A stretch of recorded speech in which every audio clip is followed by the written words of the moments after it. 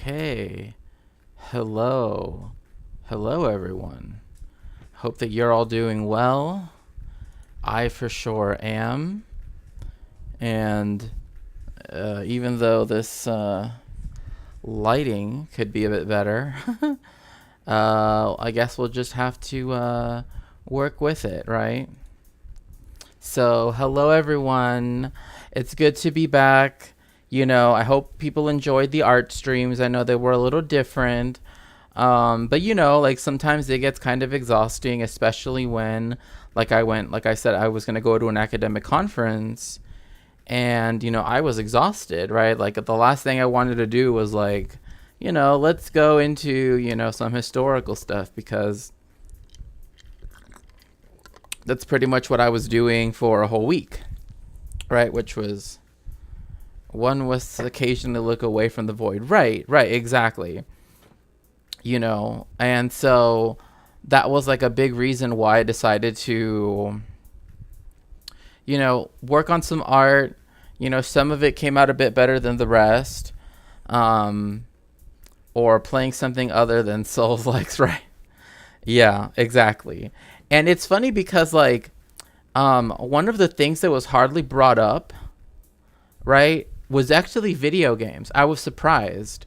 Like I've tried to construct a syllabus where it's kind of hard to do because, like I would need to know something I technically can't say on Twitch, right? But something which could allow for people who do not necessarily have the console, right, necessary to play this game to play it, right? So it would have to be a way to reduce the cost, right? Because students already have to pay so much when it comes to university things. But to use video games, I mean, not as an end in themselves, but as a way in which to, you know, make the academic study of history, right, open it up to how, right, like different narratives develop, et cetera, right? But alas, it's been, difficult to really do so because of the cost factor. Because one of my biggest things is I want students to pay as little to nothing if possible, right? Like ideally nothing, but you know. But as the title suggests, today we are going to be talking about the history of Haiti, right? Obviously, I can't go as in depth on it as I would love to, right? I definitely would love to go much more in depth. And yes, although there was an ad break just a little while ago, just know, if you want to get out of that ad break, you can always, subscribe, and for a whole month, you won't have to deal with the ads. And you also help to support. I don't think I have that as a command yet, DJ. Actually, I probably should have that as a command.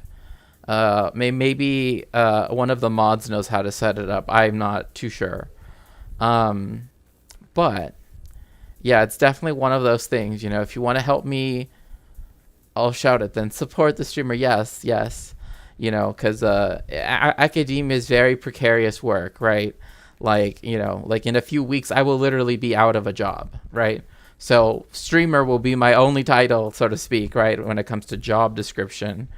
Because once the school year's over, my contract is over. So, but anyway, without getting too much into that, I did want to go into the history of Haiti. Yeah, I know. They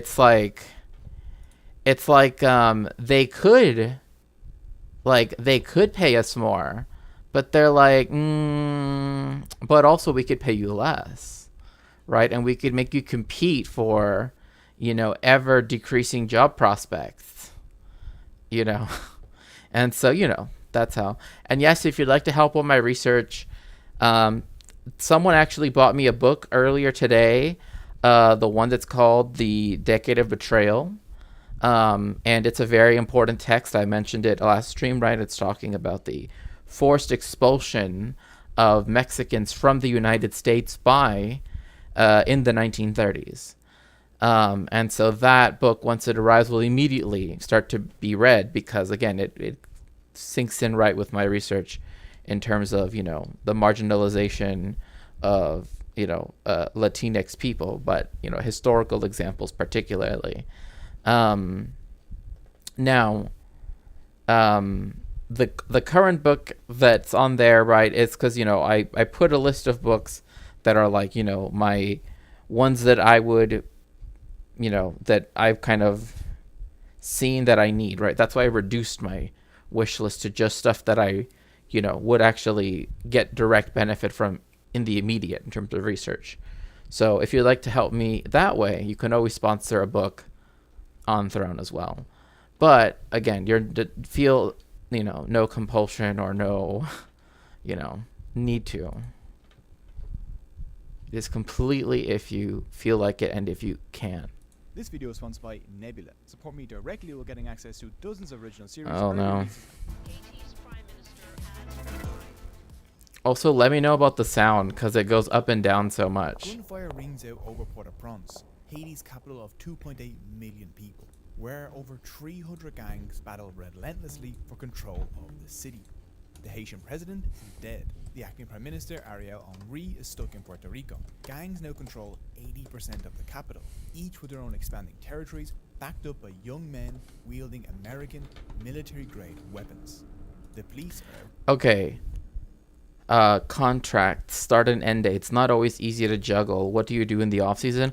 Honestly, I stream like that, which is also very precarious, right? Because, streaming is not something that is, it's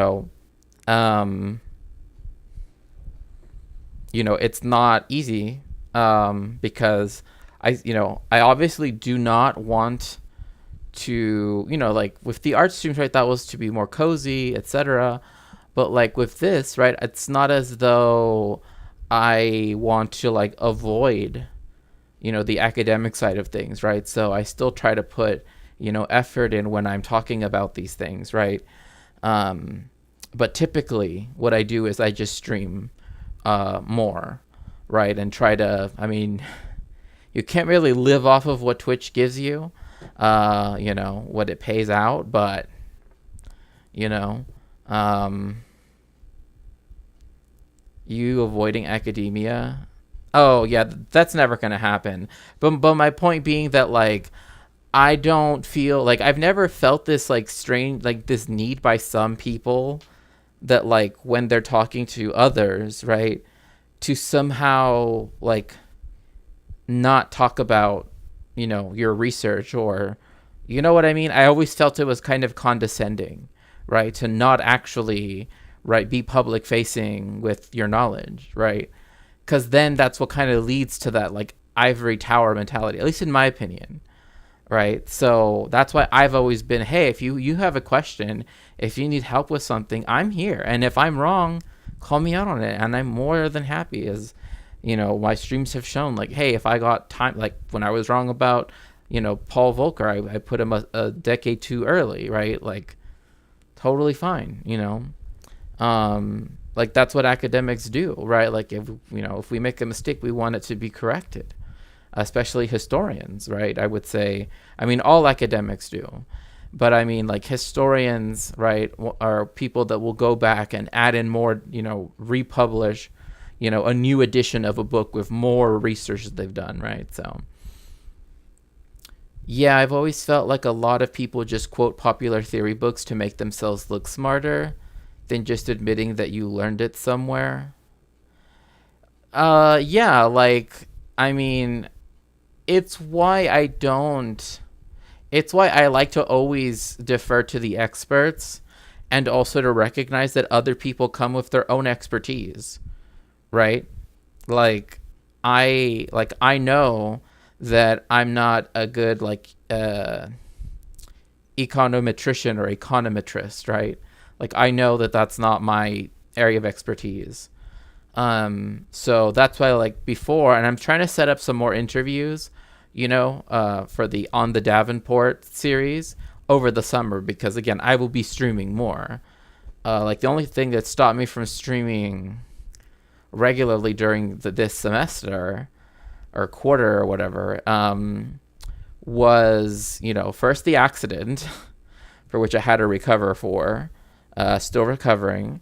And then, I just got busy, right? Yes, because it's this quarter's ending and everything, blah, blah, blah, right? So, but now that it's summer and I'm not going to be working, in any other thing, so to speak. I mean, I'll still be working on my research, because one thing about academia is like all of the investment is by the scholar, right? Like we have to do the research regardless of, like, without pay, right? Without any remuneration, right? Fighting against the Summon Odin in Final Fantasy VII Rebirth, and I keep getting wiped, starting to get a little too frustrated. Hey, I understand that. I totally get that. Like, I know a lot of people get really upset when you battle against Whitney in the Johto region, and she has the mill tank that just keeps, what I mean?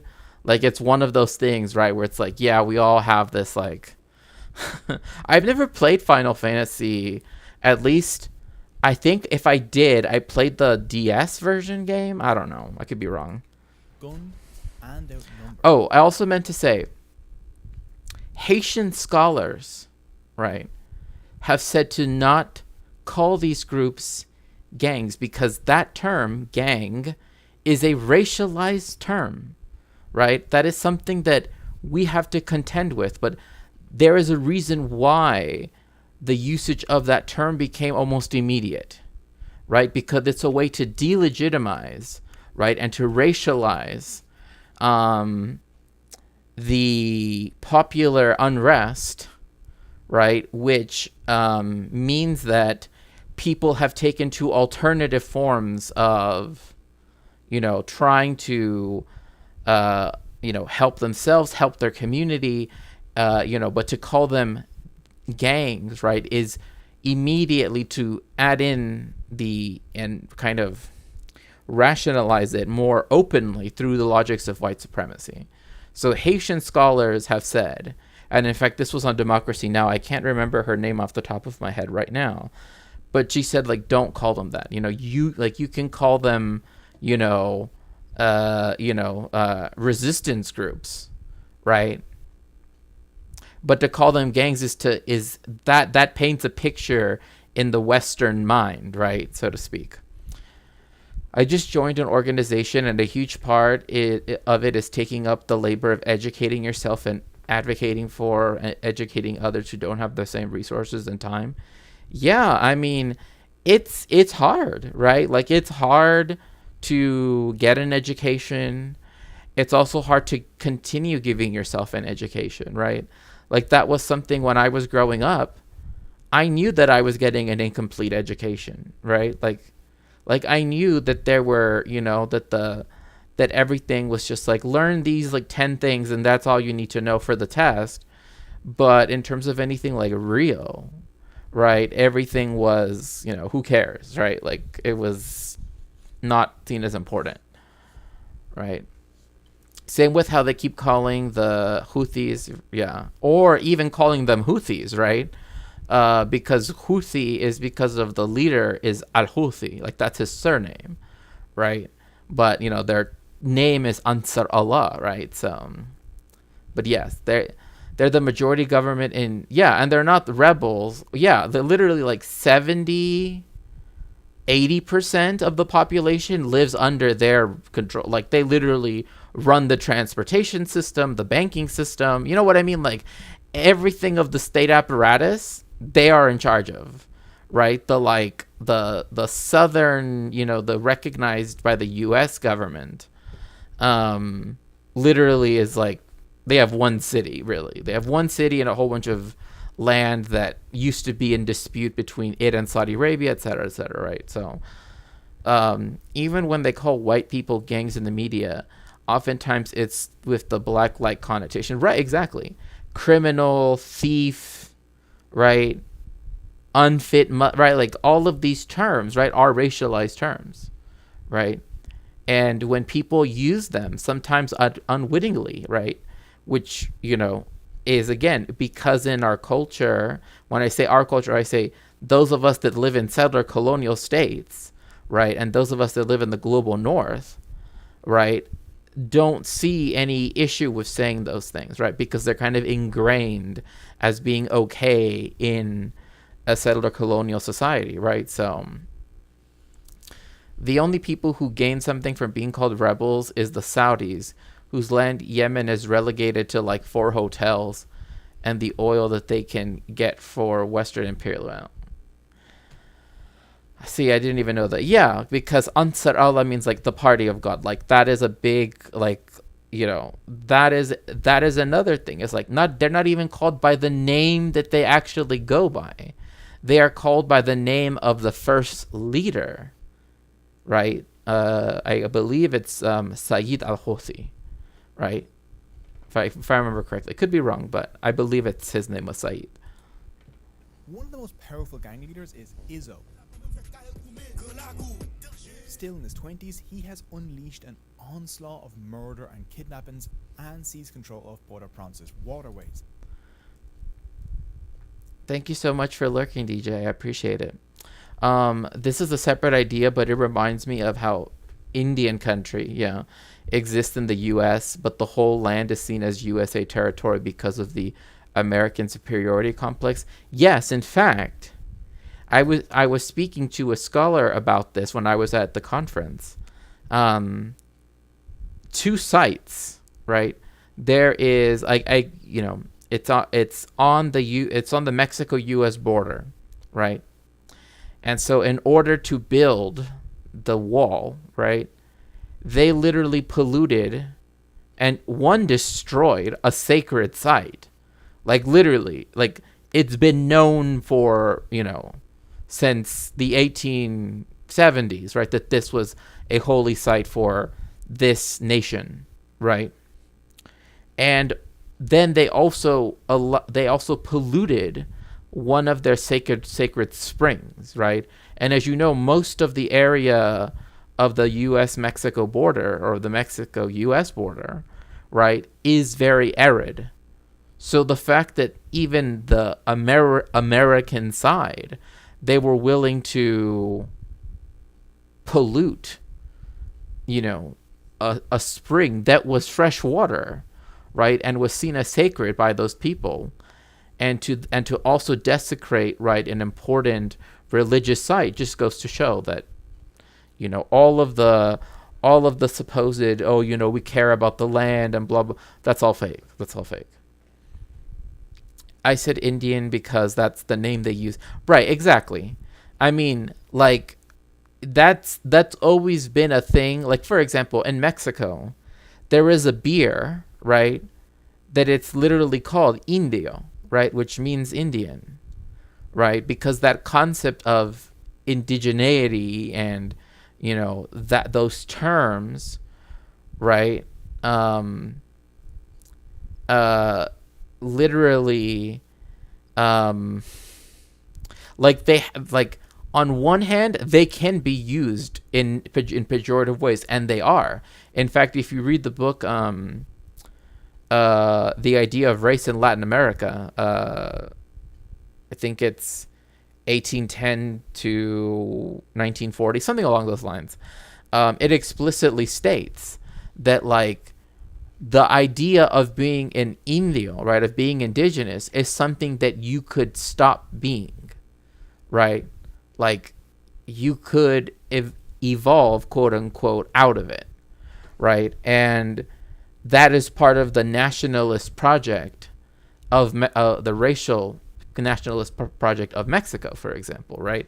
That's why I say, like, we have to remember all the states in the Americas, with perhaps the exception of Haiti, right, one might say, although I know some people that hesitate to say that because there is a bourgeoisie, etc., whatever.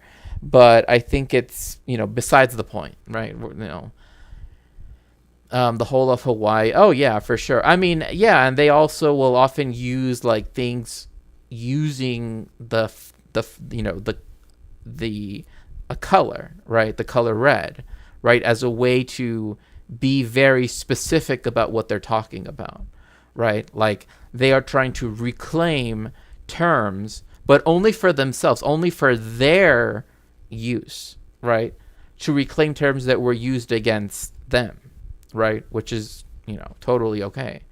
The whole of Hawaii, yeah, exactly. I mean, Hawaii in many ways is like what's it called? Like Jamaica.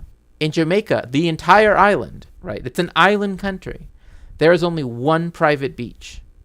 One public beach that the entire rest of everybody else that isn't, a white person that, has a condo or a timeshare there, right? Or is staying at one of the luxury resorts, right? That, we see ads for all the time, especially here in California.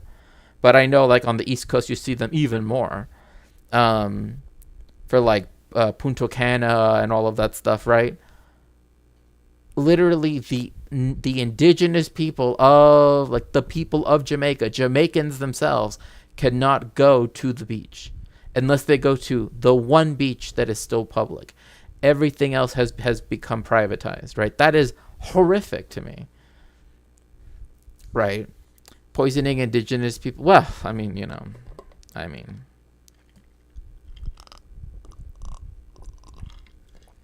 people still call the Caribbean the West. Well, I mean, older things certainly do. Like CLR James will talk about the West Indies, and like in a historical context, right? Like the official name of the city of Cartagena, right? The city of Cartagena, which is a colonial city in Colombia, right? It's called Cartagena de las Indias, right? Meaning it should be de las Americas, right? But it's and yeah, the East Indies. I mean, I know that like for a long time, the Philippines and what used to be part of the Spanish Empire back then, were often called the Spanish East Indies, right? But again, it's like it's like they even used to have a currency. And even when it came to like cricket, hello, Powerful Finger, welcome in. It's so nice to see you, right? Like they would still have a team that represented the West Indies, right? But now we recognize, right, that like whilst people in Jamaica might themselves use that term, right? That's not something for people outside of those nations to like use it as a descriptor as such, right? But still, some people do, and you'll find it much more in historical things too. Or Chinese, a lot of problems with Chinese businessmen buying up a lot of Jamaica. Yeah, I mean, again, we have to remember China, Russia, and the United States are the three imperialist powers of the world, right? And the only difference with, say, the United States is that it has like other imperialist countries, right? That it's sort of like the top dog of, quote unquote, right? But obviously NATO is a way for it to do. Even the United Nations is a way for it to exert power over, weirdly, a lot of coup. Oh, okay. Oh, yeah. Yeah, a lot of coups. Yeah. Happened because of the United Fruit Company and Dole. Yeah, I mean, and I mean, even to this day, the entire banana crop of Belize every year is bought by one country. I mean, really think about that. Like, that means that this country, right, Belize, is dependent on just one market, one country in Europe to buy its entire banana crop, right? So imagine how much it hurt during COVID, for example, right? It wasn't a good time. And Dole, yeah, I mean, Dole, especially in in Hawaii, right? You have so much of that. I wonder how are Chinese citizens able to buy foreign businesses when the government has strong capital control? If you're Chinese, you can't make more than. Well, I mean, we know that there are people. Yeah, the exceptions, right? The exceptions. And it also depends too, because there is the fact that there is a documentary that goes into this, but like HSBC Bank, which is so corrupt, right? Is the bank that is able to, because it's the bank that actually exists in Hong Kong, its headquarters, although technically its corporate headquarters, I mean its headquarters technically is in London, right? Its big building headquarters, right, is in Hong Kong, and it has always been the bank that had access to China, and so it's through that, through the secrecy of that bank as well, right, that a lot of these things can happen, right, where the money can go out in that way. It also depends, right, because like there are people that are told to go invest, right, to buy like the port of Piraeus in Greece, right? So it just depends, right? Corruption. Well, yeah, that is what greases the wheels of capitalism. And even the Palais de Justice, the highest seat of the Haitian judicial system. With automatic weapons, they raided. Morbidly smart to have headquarters in Europe so you don't have to follow the same rules. Well, another thing too is that, if it's in the city of London, it's also not subject. The city of London, that square mile, right, is a separate legal entity from the rest of the United Kingdom. So it doesn't even have to pay like taxes or anything.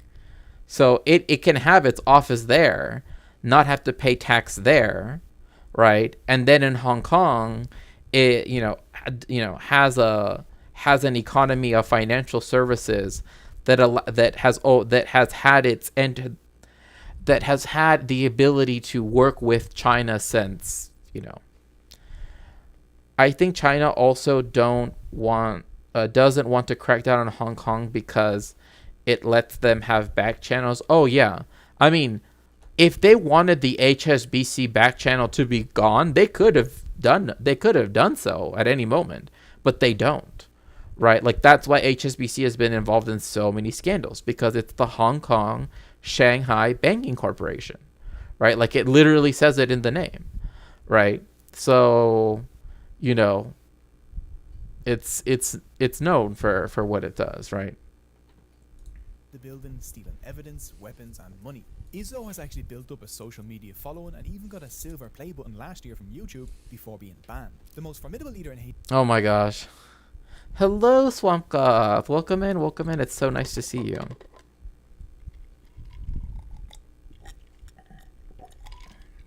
Hi, Nabil. Welcome in, welcome in. It's so nice to see you. When it comes to the class battle, globalism, do you mean it? I believe the term typically used, just because globalism is usually like a neoliberal term. Usually the Marxian term is internationalism. Yeah. No, I mean, I got what you were saying. You just want to make sure for the people lurking, right? I don't want to confuse them. Many of our Chinese comrades are suffering. Not only that, but there are people, right, that are anti-revisionist Marxist in China. They just do not have, the majority position, right? You know what I mean? So that's obviously one of the big things, right? That they are a minoritarian movement.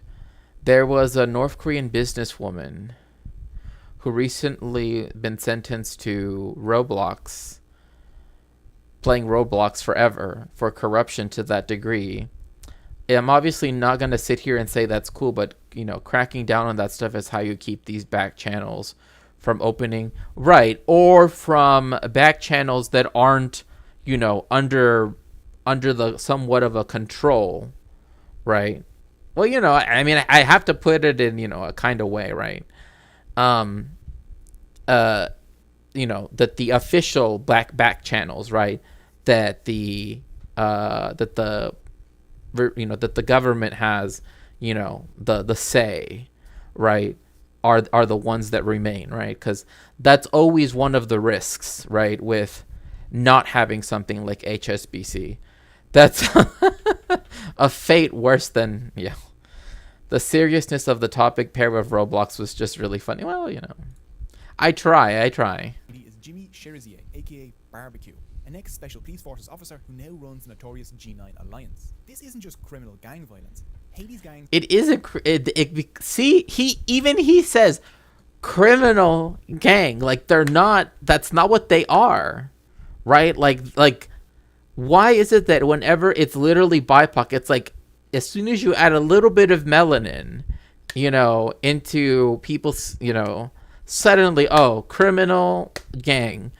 As soon as you take away a little bit, oh, resistance, whatever. I have you seen some of the game kids make on Roblox? No, I don't even know what Roblox is. I've only heard people use it as a way to elide, there was a kid who made a plantation game where you go, oh, goodness gracious. Antebellum stuff? I mean, the people that, okay, I'm going to say this, right?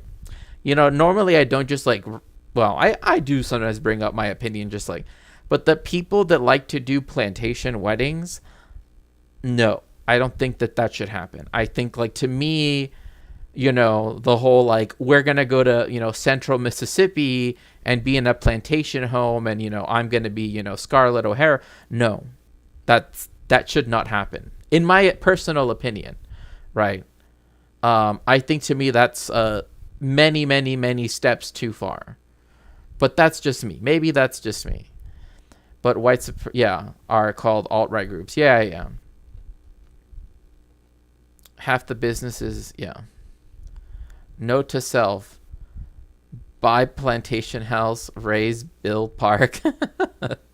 Well, I mean, it's there are some people that have that there is a project that exists, I believe, in Louisiana, and I think they've posted stuff on YouTube, but essentially where they've bought up houses, right, that otherwise would have been destroyed or whatever, some of which did have that history, but the reasoning why is because they have a lot of rooms, right, multiple kitchens, multiple entrances, right, for racist, historically racist reasons, but and then that allows them to have group homes, right, that are but again, I am not, saying, oh, I, necessarily approve or think that that's a good idea, but,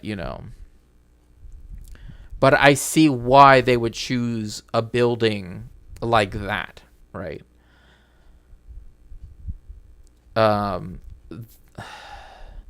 There's a reason I couldn't get down with the Vampire Diaries.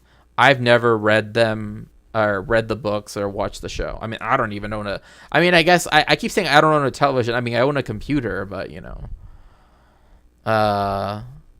or whatever to glorify the self. Yeah, to me, I've read enough of Southern, of the history of the, I studied African American / Black / Africana studies for quite a bit, because I never wanted to. By the way, the ad break starts in 5 minutes. If you would like to get out of the ad break, you can always subscribe for free using your Twitch Prime subscription, right? And of course, you only get one of them, which you can give to the streamer of your choice. I would appreciate it if it were me, but if it's not, totally cool. Otherwise, you can subscribe for $4.99 on desktop, $5.99 on mobile, 48 pesos in Mexico, right? So that way you will have a month without ads. If you, however, would like to, hope that the generosity of others comes through, it's definitely much better the more active you are in the chat. Okay? So just a heads up. Black culture, black Southern culture is amazing. Oh, yeah. Well, I think it depends what you mean by white Southern culture. Because, like, if you mean the, like, reactionary, one, right? Like, because there was, I mean, like, in fact, I once saw a truck that said this, and I knew the person kind of, like, I knew he was a member of the IWW, but, and he was kind of like, had started off kind of from like a, not libertarian, but definitely heading that way, but not fully libertarian, right? Like kind of like liberal, but with libertarian sympathies, I guess is one way of putting it. And his big thing, because his family has always kind of lived in rural America, right? Even in California. Again, there was a mass migration of people from the South, right? Especially after the war, but even prior to the Civil War, right? That moved to places like California. Hence why there are towns named after towns in the South, like Selma, California, like Exeter, California, right? Like they're named after places in Southern, and so that's why, like, if you go to Washington State, there are actually a lot of hillbillies, and what that actually means is people that lived in the Ozarks, right? Because they're kind of like a short mountain range, kind of in the middle of the country, right? In the United States, kind of like distant from the Rockies, distant from the Appalachian Mountains, right? And so, there are so many. There's actually a very good documentary series on this, but a lot of them, once you had like the electrification of the Tennessee River, et cetera, right? Like a lot of the older jobs went away, right? Because the economy, and like then they had to move to places like Washington in particular, and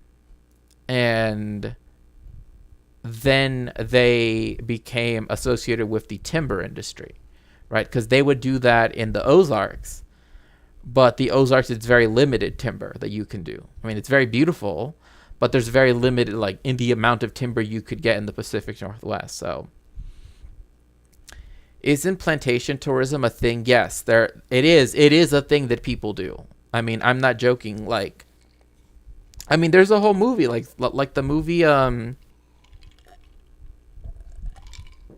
like the movie Sweet Home Alabama, right? With Reese Witherspoon, right? She's like, oh, I'm ashamed of coming from this, Southern gentry. And then she goes back to the town and they're like, oh, Brad is still here, blah, blah, blah. Totally normal thing. Tragedy and disaster tourism is a thing everywhere, sadly. I know this. Like, my hometown, Tijuana, right, during the height of the drug war, people would come and be like taking pictures of us, when we were in, like, trying to live to the next day. Like one day, like there were days I couldn't go to school because there were having shootouts with the military, the police, and then the cartels, right? And literally like the road into the city was closed. Like unless you just want to go right in the middle of an active war zone, right? And, it was the murder capital of the world, the most dangerous city in the world outside of a war zone. I've memorized those things after so long of living there, to the point where, like, so much stuff happened that it's almost impossible to, like, really get even to very basic things of just how violent and how horrific that time period was. So, but white people Americans loved visiting and seeing, like, stuff like that. And even in southern Mexico, right, it's like they like to go see the indigenous peoples, but they see them as like something which was the same thought process in the 19th century, which is where they thought that, like the Jewish people, right, that indigenous people would go extinct. Like, I'm not even joking. That's what they thought. Like, at the time in the late 19th century, they literally talked about indigenous people as they will one day, like very soon, they will not exist anymore. So that's why you get a romanticism for that. I mean, the very proud Confederate stereotype, but there's diversity in both groups. I said to point out when we talk. Oh yeah. Then yeah. I totally get that. My brain sliding over that Nathan Bedford Forrest statue, the yeed a bit too haw. Oh yeah. I know which. You've yeed your last haw. You know. Hanging, yeah. Well, Ozarks did get hit real hard in the early term. That's very true. Yes, and that's the reason why they couldn't remain there, right?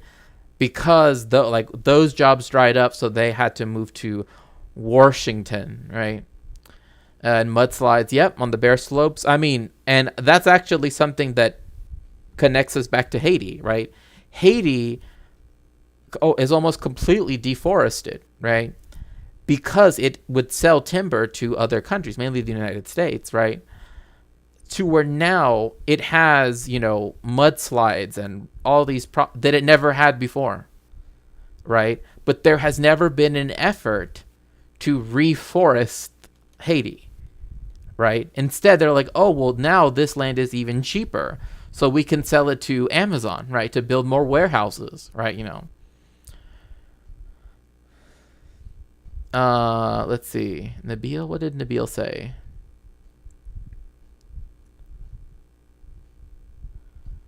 I don't see Nabil's response. Maybe I'm just missing it.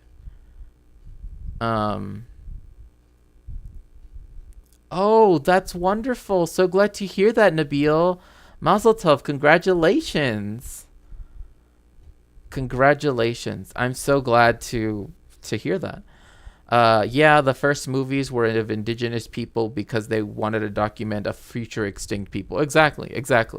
And if, one thing I want to do at some point, I do want to go over the documentary that shows that, it wasn't the Third Reich that did, was the one that started doing genocide as Germany. The Second Reich, right, under, the Kaiser, Friedrich Wilhelm II did it too in Namibia. And Germany to this day has not actually apologized. Instead, it said, we are going to work with the Namibian government, the civil government, not the governments of the peoples they genocided, but the... Oh my goodness gracious. Thank you so much, Raspa Trash Bear. Thank you so much for the subscription. I appreciate it so very much.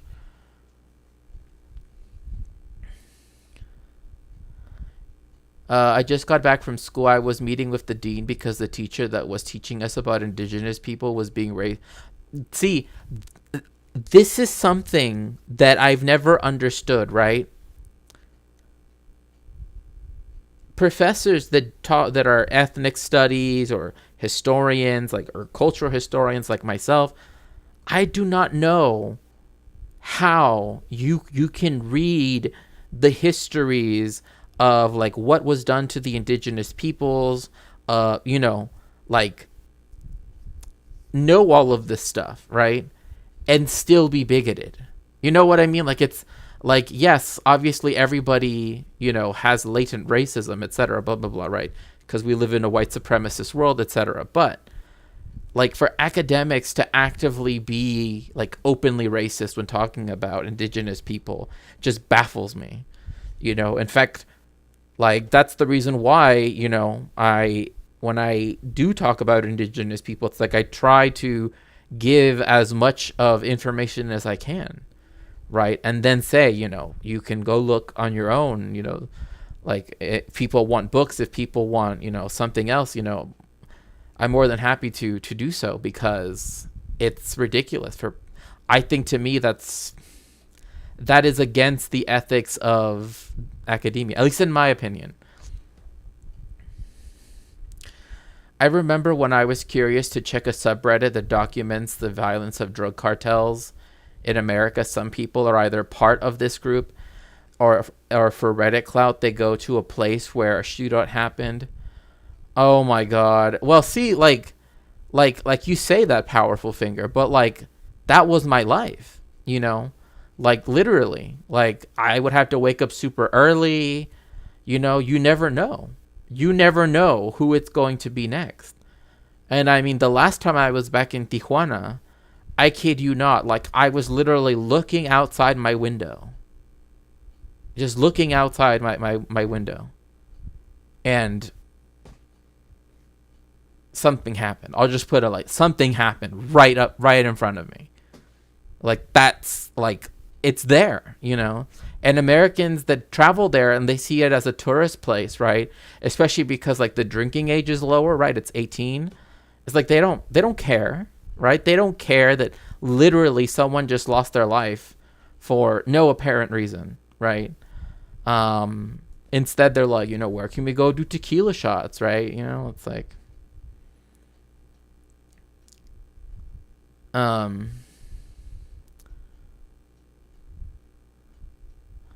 my teachers used to be liberally cringe but okay with Maori history, but really racist against mob Aboriginal Australians. Okay. There was one biracial.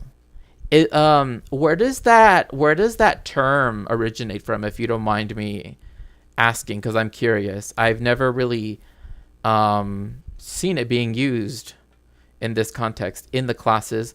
Who had to defend himself in front of the whole class. Oh my gosh. That reminds me of like one time in middle school, like we were like, this was like in social studies class, and like I kid you not, some white kid, I mean this was back in the day, right? Some white kid, like we were doing our presentation, and you know, people knew I was Jewish, right? And I was talking about, you know, Jewish stuff, right, when it came to the Second World War and the Holocaust. And I kid you not, he literally put up the German flag of that time period when I spoke, and the teacher did nothing. And it was up there the entire time until the end of the class. And, you know, stuff like that sticks with you forever, you know. Because then it became about me having to talk about, you know, the Jewish people, right? Knowing that someone with impunity can fly that flag, put it up there in the classroom, and essentially say, you know, I don't care, among other things, right? Have you ever seen the paper on Nasirema? I don't believe so. It's just a paper on states, but written in an old anthropology long. No, I don't. Don't think I've heard of it. We were talking about land back right after the land acknowledgement, and I asked a simple question. I asked, how can we broach the subject to white libs and others who hear land back and think that it's just land seizure? And she said, not really the point of the lecture. You're being distraction. My point was we need to have ways to talk. Yeah, like it's like literally decolonization is not just a buzzword, right? Land back is not just like a phrase. It's an active thing. And you were asking, how do we put this into practice and not just have it as a, you know, some ideal, right? In the liberal sense, right? Like liberal idealism. And that's where a lot of like, this is why when people say there are leftist professors, no, there are liberal professors that like, that, you know, that might support a thing as it were as an idea, right? But in the liberal idealist framework, not actually land back, not actually, you know, mobs is what they call them. Okay, it is in all the First Nations collectively are known as a mob, as opposed to Aboriginal, which is just a synonym for Native.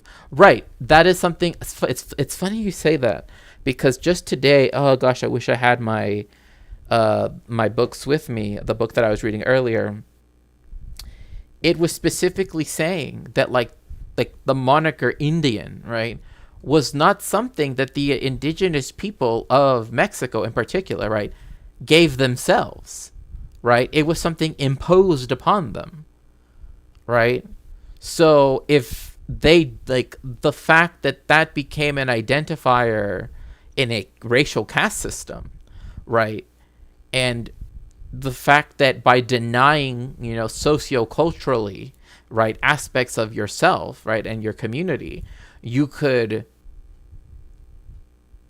rise in the caste system, right, so to speak, into mestizaje, right, into a cultural state of mestizaje where you were no longer considered an Indian, right? And so that's really interesting. Oh, glob growth. Basically, it's American backwards written in the older tendency of anthropology, pointing out everything sounds strange when you write in the terms. Oh, for sure. And also, yes, if you'd like to help me out with my research, you're always welcome to do so on my throne. If universities were leftist, communists wouldn't see all the police and security, and we will be going over that because even here in Southern California, they have arrested people, right? Arrested students. They arrested Jewish students during Passover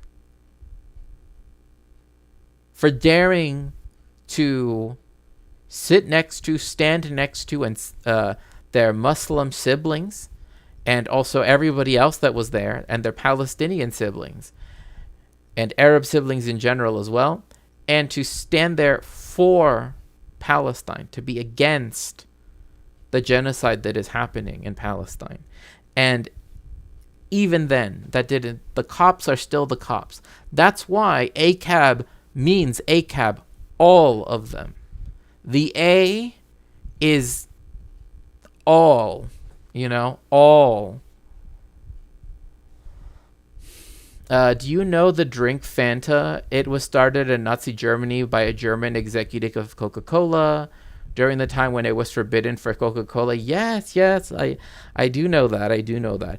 And that's actually why when Fanta was outsourced, one of the places that Germany has outsourced to a lot for like Volkswagen, Mercedes-Benz, and Fanta is Mexico, right? So there's they're Mexican Fantas, right?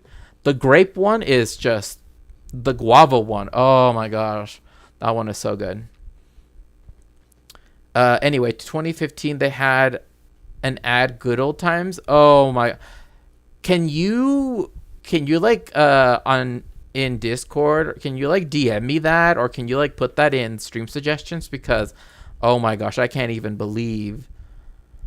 It also pushes a new world notion that the U.S. was one country as opposed to a land with many countries. Yeah, I mean, it is truly a prison house of nations, right? Which is why we have to have solidarity with each other, right? And with all of the other peoples of the other nation states in the Americas, as well as the rest of the world. But, this hemisphere needs to be breaking down, right? All of those capitalist, racialist boundaries, right? So to actually, have class solidarity.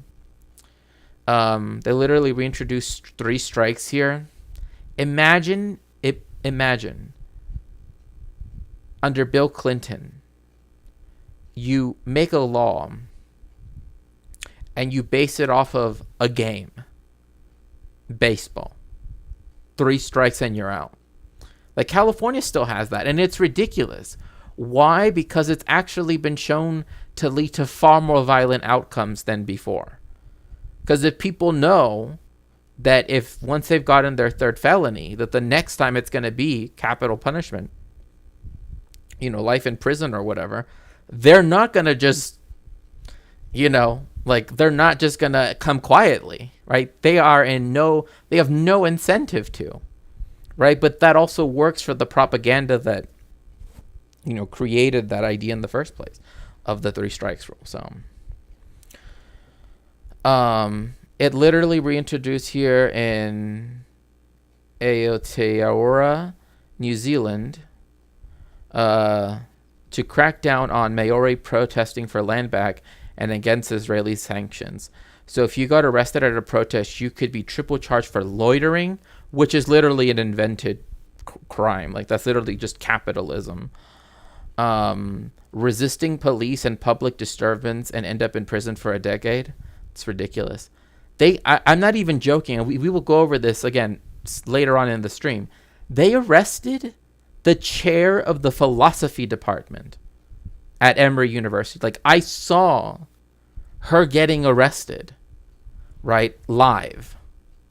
You know, like someone was live streaming, literally the chair of a university department, you know.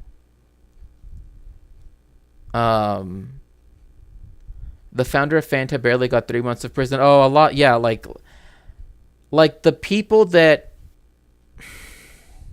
It's interesting you say that too, because one of the things, right, that I did want to talk about was like the history of how Japan specifically was a country to test kind of like shock therapy with, right? But for an economy that, you know, well, anyway, after the Tokyo trials, right, many of the people that were in the civil service prior, right, in fact, one of them even ran for prime minister and was prime minister, right? Let's see, what's this? Oh no. Did you ever read about a frog who dreamed of being a king and then became one? Customs is so not like that. Like, I kid you not, I told them, like, once when I was coming back from Mexico, I told them, you know, this was back when I kept like strict kosher. I need this food because it's kosher, right? And I can't get anything kosher inside the airport in the city that I was in. And I don't know, you know, I don't want to just buy like snacks that are packaged and are kosher. Like, this is a full meal, right? But I will eat it. Like, I will eat it, you know, wherever, you know, and I'll throw it away. You can even check if you want to. And they still were like, no, you can't bring it in. Literally made me go into customs inspection and throw it away. Like, literally did the whole thing of making me go through that process. Ridiculous. Except for the names and a few other changes. If you talk about me, the story's the same one.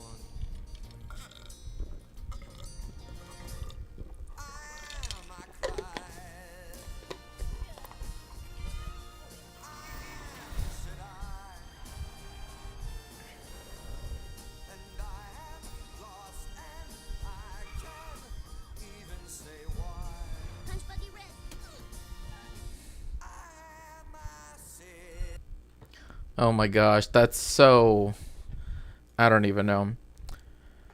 About their people's car. Yeah, the Volkswagen. Yeah, it is an excuse just to put unhoused people in prison. But in Mexico, the Bug, right, like the original, the OG one, that's like an iconic car because they were manufactured in Mexico. And it's kind of divorced from the history of Volkswagen, you know, and the combis as well. Like the buses are very popular. But that's because they were cars that, because they were produced in Mexico, right, were accessible to Mexicans to own. And in fact, a lot of the taxi cabs in Mexico City for a long time were the Volkswagen Bugs. They were like painted green, and that's what they were. I know Volkswagen didn't even... Well, I mean, hey, well, you know, the people have changed their opinion, so we just represent the, you know, the Deutsche Volker, you know. Did you hear about Mayor Adams cutting food for the home? Oh, that's just, again, that is something that is being weaponized, particularly against, right? It's part of an Islamophobic policy in particular, but as well as other people. But it's funny how so many of these things, right, act like Jewish people can't be poor, right? Like, I'll admit it, chat, I go to food banks. In fact, I go to multiple, right? Because I do not make enough to where I can, fully, it's anti-Semitic, anti-Hindu, Islamophobic, exactly, etc., etc., etc., right? It's anti-Jain, it's anti, all of this stuff.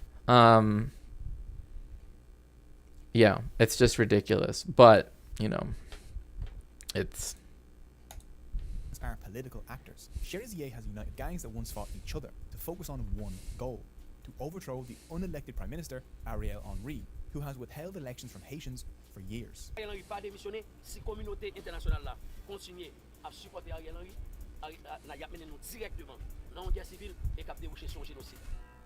Gangs Like, it's so... actually, that reminds me. Did I put the captions on? Oh, okay, there we go. I know that I thought they were on. Then I just realized that that they might not. Okay.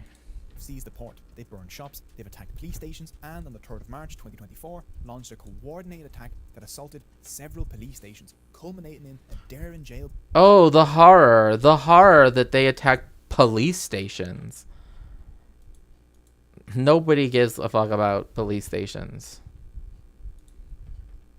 Und jetzt eine kurze Zeitreise in Sachen Fantasie. Vor 75 Jahren waren die Rohstoffe für die beliebte Coke in Deutschland knapp. Die Mitarbeiter von Coca-Cola, ziemlich schlaue Köpfe, mussten sich etwas einfallen lassen und hatten eine zündende Idee.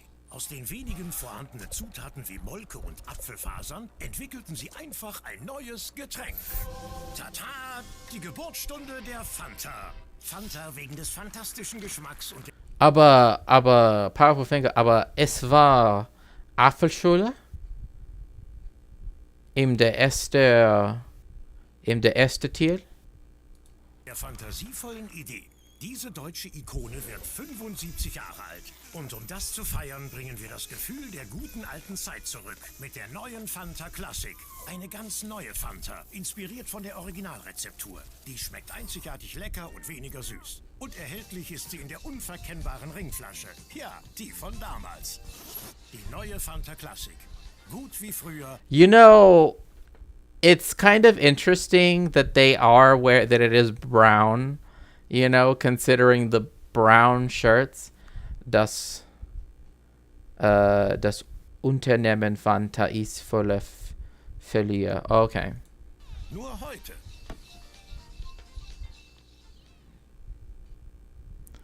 That is just... I don't even know what to say about that. That's...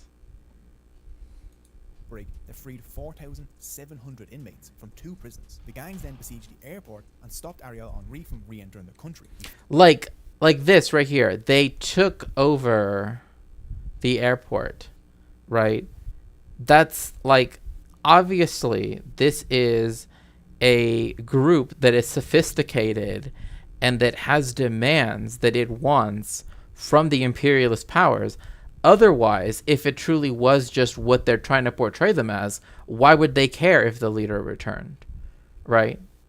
Because they know that if he returns, so too does the imperialist force of the United States, right? I mean, that's why the United States had to essentially reduce Saigon, right?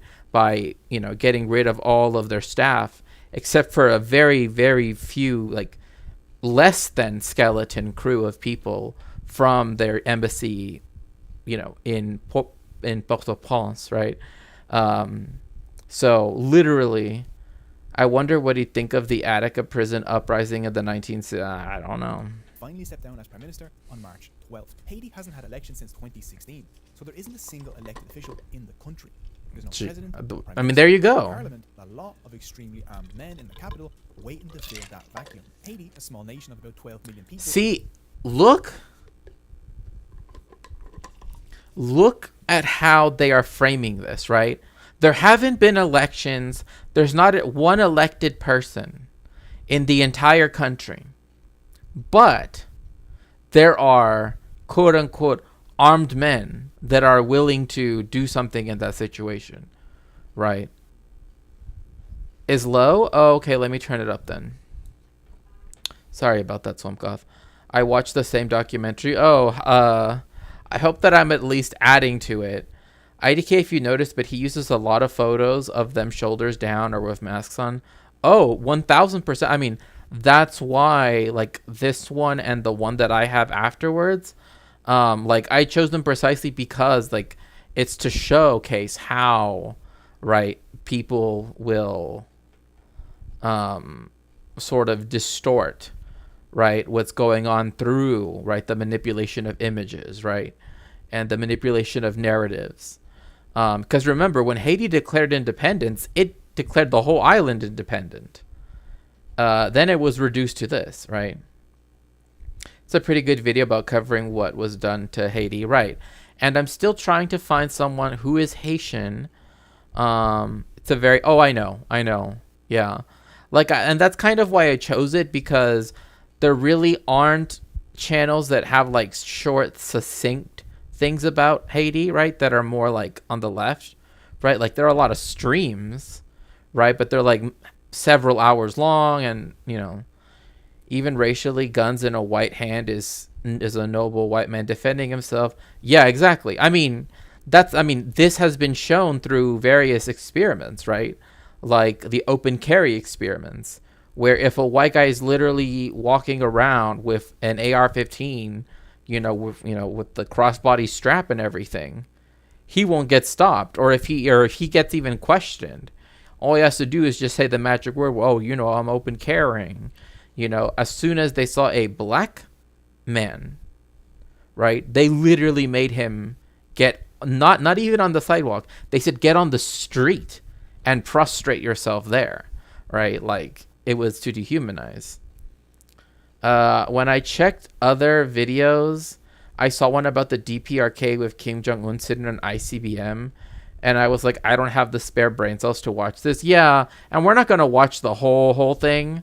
Mainly, I want to get to the, like, to the part where it's talking about, like, the United States role, which is about halfway through, and then we can go to one of the other videos. But about the size of Belgium, saw nearly 5,000 homicides in 2023, twice as many as the previous year. In 2016, Haiti's murder rate was 6.7 per 100,000 people, just above the global average. It has surged to 40.9 in the last few weeks. But see, this is the issue. Why? It's not because of the resistance groups, right? It's not because of the people. And yes, are there going to be bad faith actors? Of course. Are there going to be people taking advantage of the situation for their own gain? Of course. However,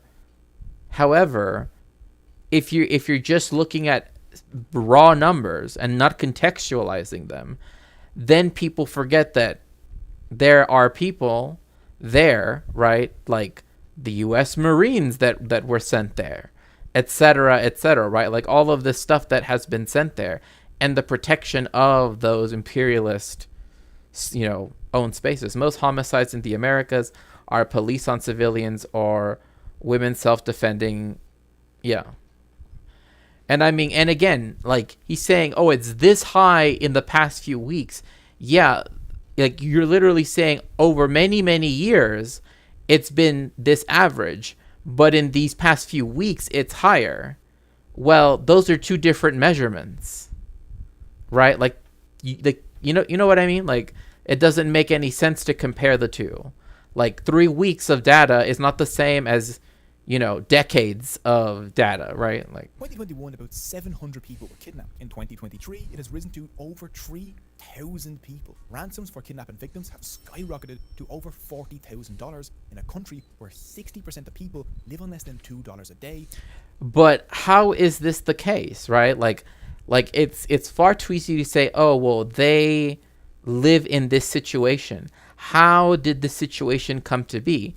They are literally, right, one of the countries that that the Johnson Act, right, which allows Cubans, with the wet foot, dry foot policy, right, that if Cubans can make it onto land, right, in this case Florida, right, they can stay and they will be given at some point a green card, right, because they're escaping socialism, right? Haiti trying to escape the US-backed dictators, right, don't get that. In fact, they get quite the opposite, right? And this is why, like, you see, like, in my hometown in Tijuana, there are a lot of people that are Haitian that have started to live there because they cannot cross the border, right? Because they are harmed, they are, treated horrifically, abused, etc., etc. And so, with that in mind, right? With that in mind, we must remember, right, that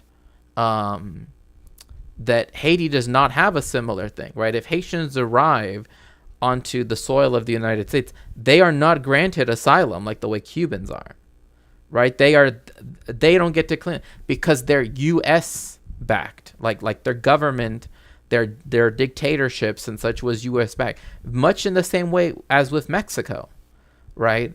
Like during the exodus of people during the 50s, 60s, and 70s, right? When during the quote unquote dirty war happening in Mexico, the people were not considered refugees, even though there was a dirty war going on, right? And that it was, why? Because it was sponsored by the United States. And so that's when you start to get things like economic migrants, illegal immigrants, you know what I mean? Like these terms to make it seem as though they are, and by they I mean people immigrating, but particularly people from Mexico as well as other countries in Latin America that were suffering under dictatorships, right, are only coming here because of economic reasons alone, right? Not because of the fact that they're refugees trying to leave U.S.-backed dictatorships. But of course, the United States doesn't, the agricultural sector in the 90s was completely destroyed by NAFTA.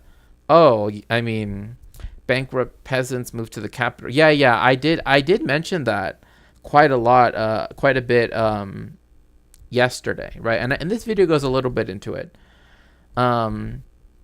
People love profiting off of looking at how quote unquote savage brown and black people are. They pretend to care about the tragedy, but they're just gawking and making themselves feel better as Americans. The way they talk about it, like it's an action movie to them. I mean, again, like, using movies as an example, anytime they portray Mexico, right, the lighting is different, right? Like literally something as simple as lighting, right? It is part of this ideological aspect too, right? Literally, how do you portray or represent, right, Mexico, right? So. And that number is rising. Children cannot go to school, hospitals are out of supplies, and entire neighbourhoods have been transformed into open-air prisons for innocent Haitians. 362,000 Haitians, half of them children, have been displaced. 1.4 million Haitians are on the brink of starvation. An outbreak of cholera is spreading due to gangs cutting off water treatment service. Hold up. No.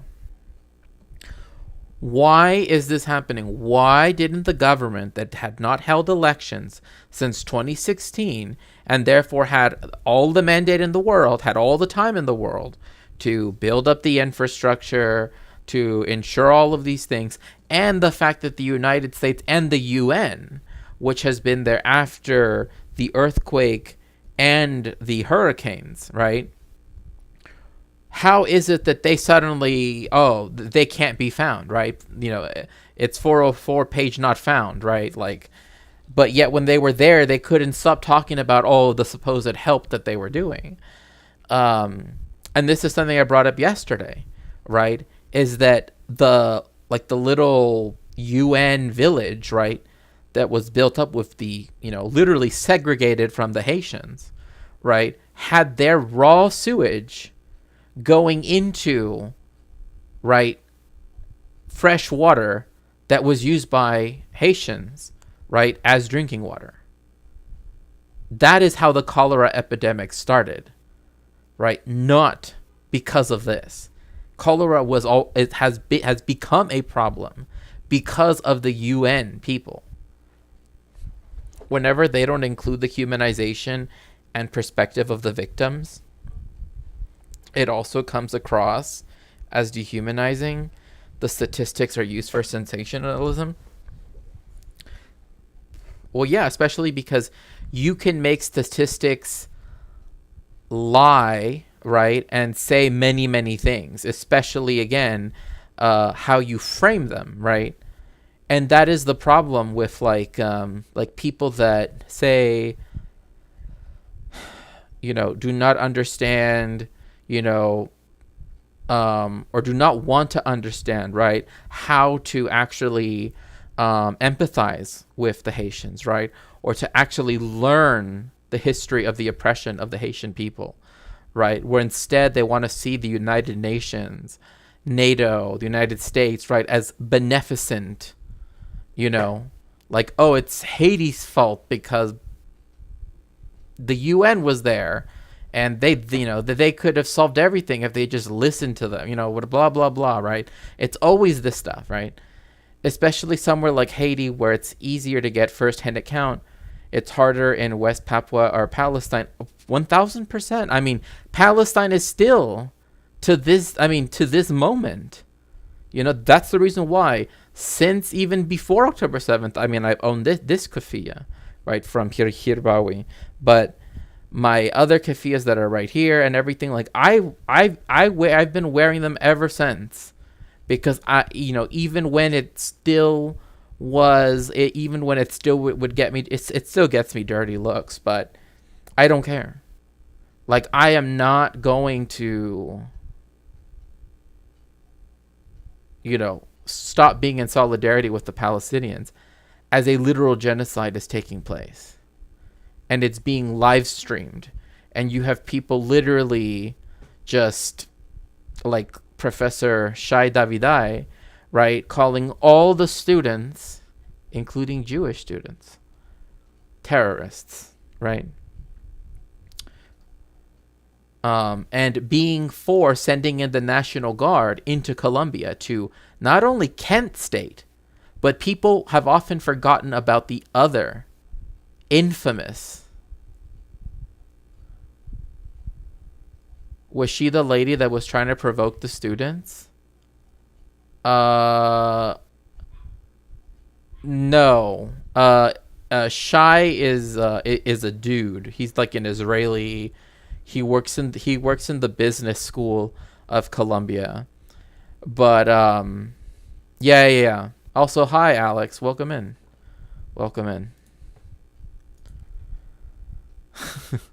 Sorry, for a second I was like, oh. Like the little line that says first time chat wasn't show. It was like partially showing up on my side.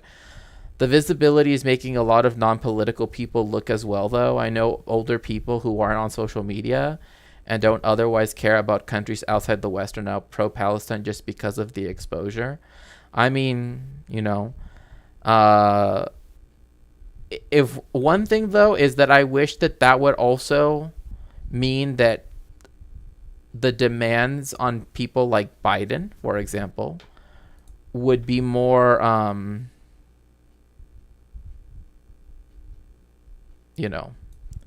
fruitful, right? Because it's still very much this, like, you have to vote for him anyway. You can't ask any of him. Like, no, he could call right now. He has Netanyahu on speed dial. He could say, end it now. Just stop it. And he would have to stop it, right? And it's just ridiculous. Where Shai Davidai instead is, and Shai Davidai isn't even allowed on Columbia's campus because he's been accused of harassment and abuse by multiple students, from what I've read, right? Allegedly, right? So, hundreds of thousands of desperate Haitians have fled the country and sought refuge in Brazil, Chile, and nearby nations. Tens of thousands are braving the dangerous Darien Gap with its jungles and preying gangs in the hopes of reaching the United States. See, look, this is the problem. Everything is, okay, preying gangs. Okay, no, that is not how it works, right? Like, people that work trying to, like, scouts, right, like coyotes, they became more armed. They became more as a result of the United States' violence on the border, right? Like the way in which it used to be, where it was more of a, like a guide system, right, is now more of an extortion system, precisely because the United States has made it so dangerous, has made it so, right? Like the United States' reactionary aspect vis-a-vis the border is what then creates these further reactions down the line, not the other way around, right? People said that when we exposed, so I'm not shocked Sally Palestinians rub. Well, I mean, by the way, like the water in this river is so clear, like whoa. where they face record deportations. Haiti is on the edge of... And by the way, this is me speaking to the government of Mexico. Ustedes deberían dejar todos los haitianos quedarse libremente y en paz en México y darles residencia. There is no reason why Mexico should ever function as another border force, another police force for the United States. That should never be the case. And in fact, like I said, every Haitian that arrives on Mexican soil should be given residency, should be allowed to, get the benefits of having Mexican residency, and get health care, get all of those things. That's my personal opinion. But I'm directing this directly to you, Andrés Manuel López Obrador. You have to do it. Like, this is ridiculous. Pointing out the corruption of the USA isn't anti-American because you're focusing on the bad stuff. You're only focusing on the bad stuff in Haiti as neutral and facts. Right, well, Howdy, folks. I'm going to lay a little low since I'm a little sleepy. Awesome. That's totally fine. Do I still have my little, sleeping emoji? I had one before, but I think I, because it never got used. But thank you for lurking. Grappling with crippling, overlapping catastrophes.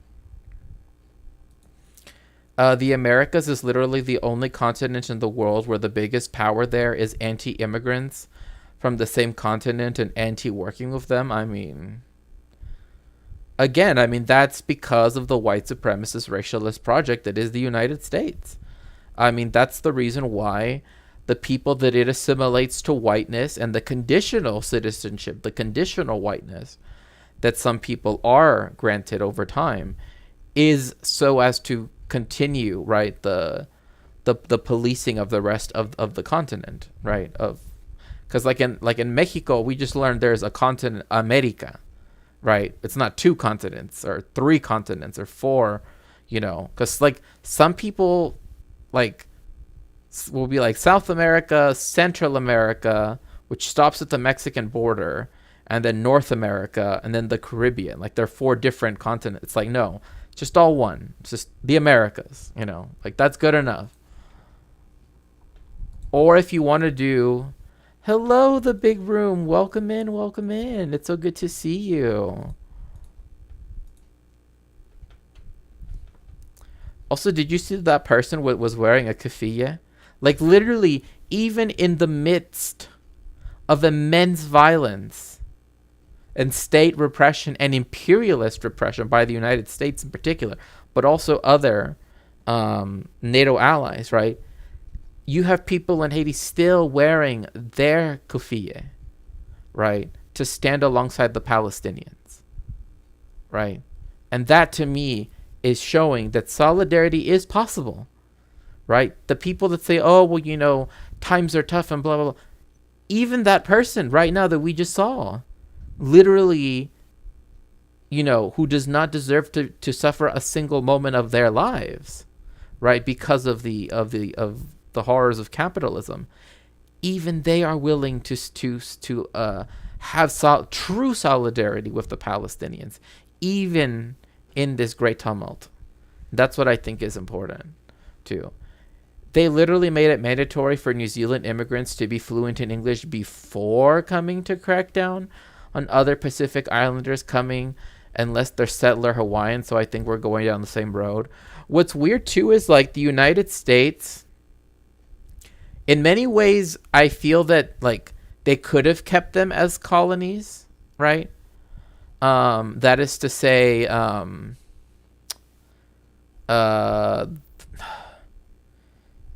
what are their names? Is it Nauru, Palau, and the Federated States of Micronesia, I believe? Yeah, I think it's those three. But they have like a treaty of open association or something like that, where essentially the United States, I mean, they essentially are colonies of the United States because they were, before.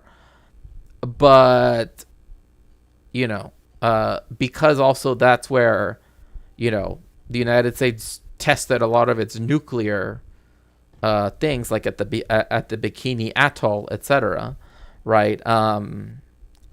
In the South Pacific. That's why like they have nominal independence, right? That way it's their problem, not the United States' problem, right? Quote unquote, right? But like United States citizens can live in those countries, right? And kind of like the European Union, right? Like with people that have European Union citizenship. Oh yeah, the Marshall Islands. Yeah. Thank you so much for correcting me. Yes, the Marshall Islands. That's right. In essence, you can like Americans can move there, right? U.S. citizens, and they don't have to change their citizenship, right? They can work there, they can live there, and just like in the European Union, if you move to another European Union country, right, you don't have to change, do the citizenship process, etc. So.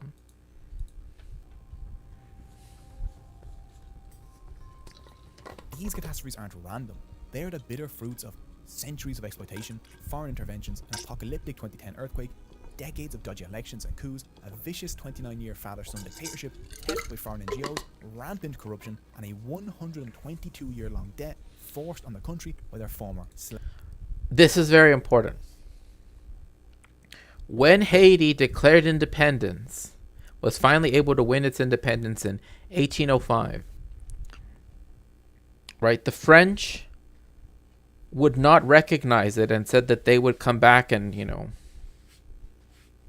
re-enslave the people if they did not pay an indemnity. I guess calling it indemnity would, well, I guess it would be, but essentially reparations, right? The people of Haiti who were enslaved had to pay back, right, the lost property, aka them, right,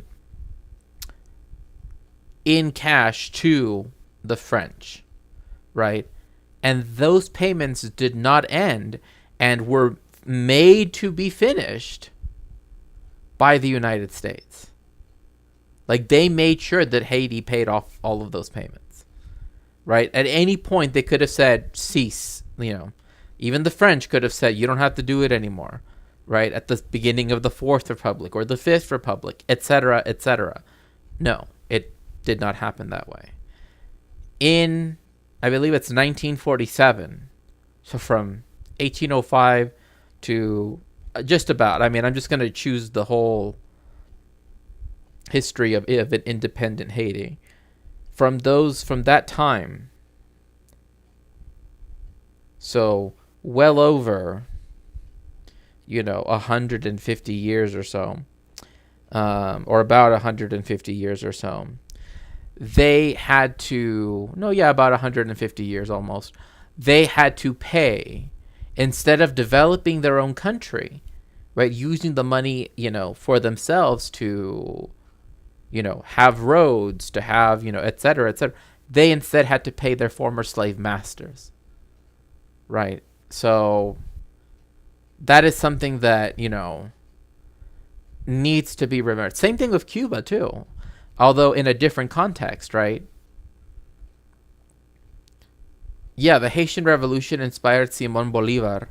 Yeah, because it was the first liberated nation in Latin America. I mean, like, again, I consider Haiti part of Latin America.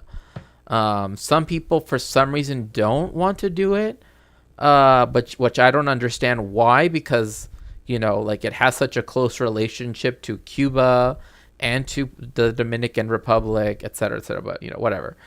But I think that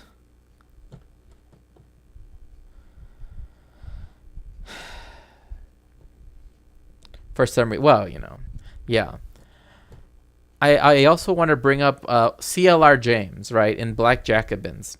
Now, I know yesterday I couldn't remember whether it was M.S. Césaire or CLR James, but CLR James in Black Jacobins describes how when the French soldiers... Well, the term Latin America was literally coined by a French Canadian. Was it?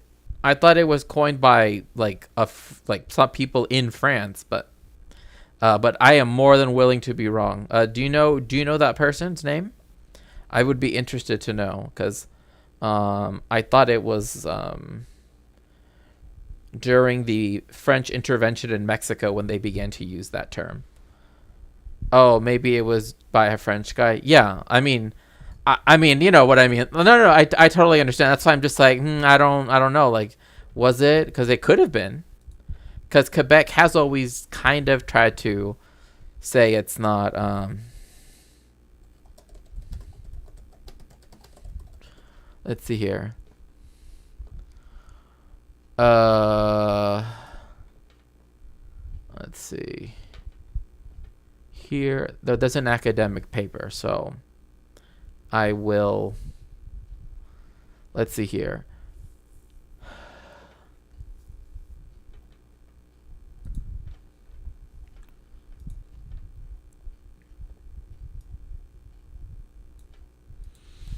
Okay, so during the first 10 years, writers of France, the United States, and Spanish America, and although rarely also in other countries, have begun to use terms Latin America, Latin American, for the old and proper terms, Spanish America, Napoleon III, yeah. That's what I believed anyway. But I could well be wrong. Spanish American. The third term, Ibero-America, Ibero-American, is also used by recent writers. Which are the proper terms? Which should we use? In the following article, okay, let's see here.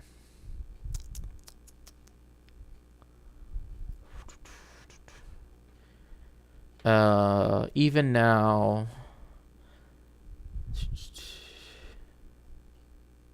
huh.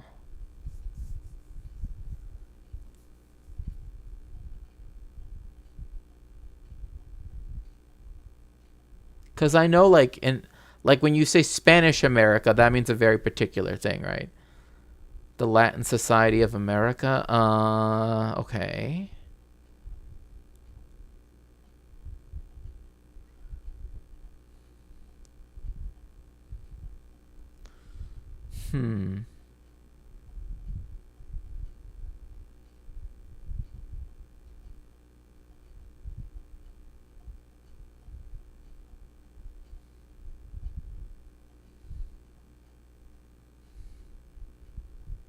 Oh my gosh.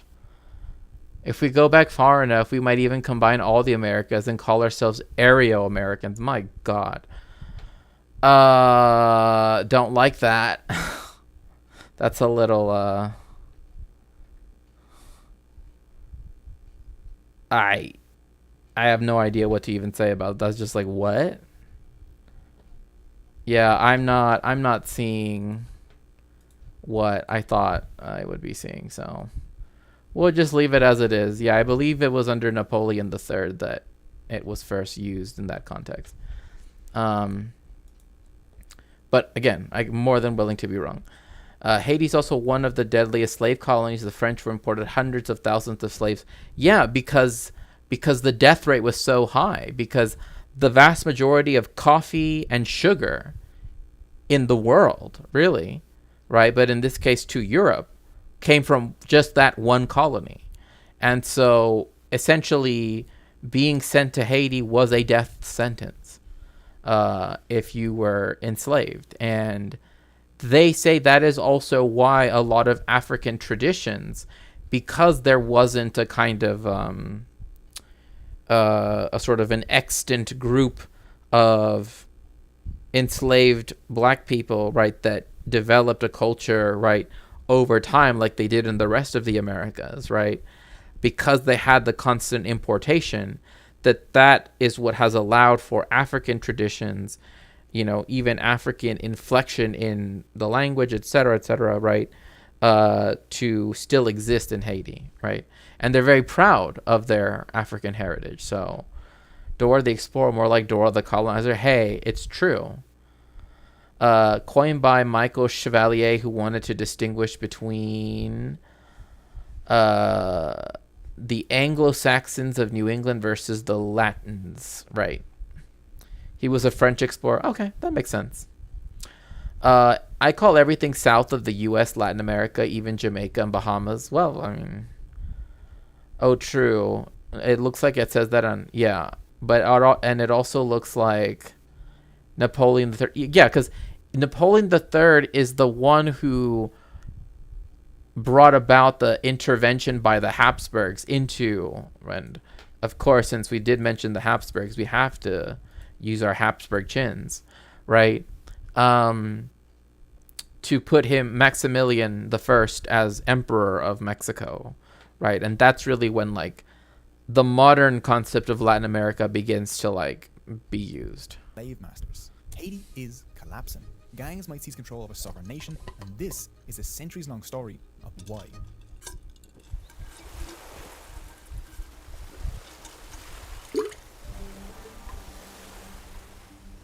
This is the island of Hispaniola, shared by modern Haiti and the Dominican Republic. After Columbus's 1492. By the way, Hispaniola, right? Just like the word Hispanic, literally, like it literally in Spanish is La Española. It literally just means the Spanish, like, woman, or like the Spaniard feminine, like the Spanish thing feminine, right? In the feminine. Like when people say Hispanic, they mean in relation to Hispania, right? That's why some people do not like, you know, that term, because it's like completely, like in America it's racialized to mean like not white, but it's a complicated thing because, you know, anyway, it's feminine because it's a country object, yeah, because it's La Isla Española, right? Like the island, the Spanish island, right? Arrival, the Spanish colonized the island and wiped out Hispaniola Native Taino population. By the 1600s, the French established a colony of Saint-Domingue here, which became France's most lucrative colony, fed by the labor of millions of African slaves who harvested sugar, coffee, and timber. Here, slaves outnumbered the free more than 10 to 1. At the end of the 18th century, half of all the sugar and coffee consumed in Europe was produced here by enslaved Africans. I mean, think about that. Haiti is not a large country, right? You know, it does have a tropical climate, although there are variations as you head up to the mountains. Latin America is often seen as a much more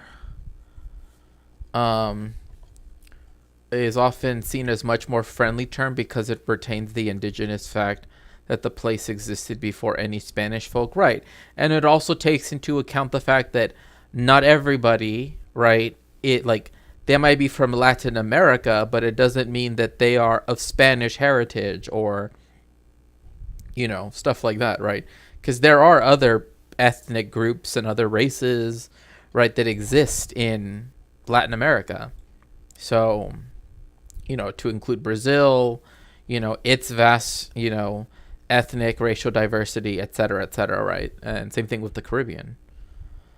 Not to be that guy, but I know, which is like the way how he says it too, like, oh yeah, and they just did this. Bro, you literally just said like they committed mass genocide. Like that's what you just said. And you're just like, yeah, and so then no. Like this is where, like, this is why pop historians or people that are like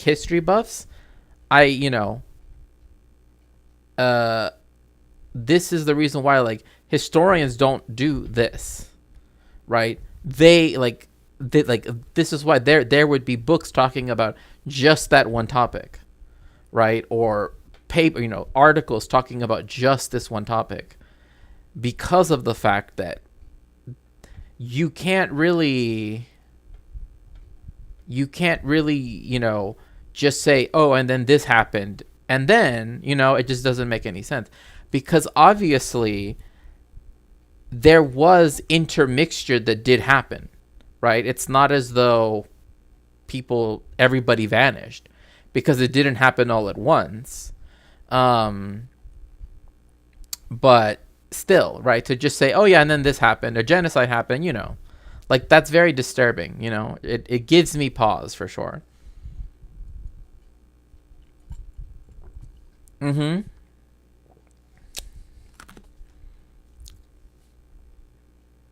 Well, Peru has a large Pacific, yeah, and a large Asian population, like as well, and in Mexico, that the Pacific Island population has been growing, especially in places like my hometown, like in Tijuana, because the United States has made it so difficult for people to cross the border, right? That a lot of people from places like Tonga or Tuvalu, etc. We love Mexican sweet potato in the Pacific. Oh, okay, makes sense. Africans working 12 Because I mean, like, it grows very well even in soil that isn't high quality, right? days. Most only survived a few years. Rebellious slaves were flayed, boiled in cane syrup, fed to dogs, and burned at the stake. Slave women would abort their pregnancies to avoid birthing children into slavery. If anywhere on earth could be described... It's interesting that, now that we see people that try to pretend like they suddenly care about, the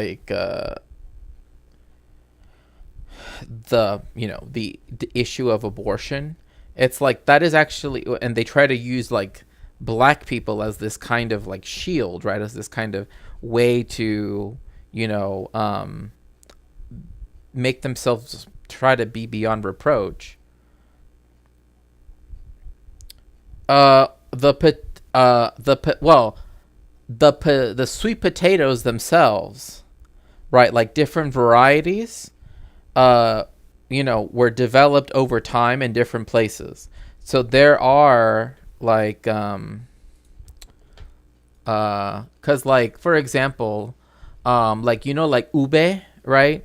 Like that's made out of a sweet potato, right? One that's purple, right? So, like if you want to eat like a halo halo, that's what you would get, but it's just a variety.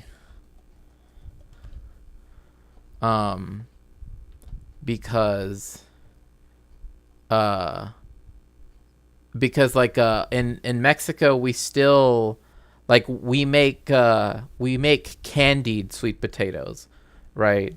There are and there's a candy that you can buy, and we even have they are pre-Hispanic. They might have floated in from the Pacific Islands, or I wouldn't be surprised. But when it comes to potatoes as such, right, and the sweet potato in particular, the way in which Mexican people use them and the varieties that we use are ones that are suited for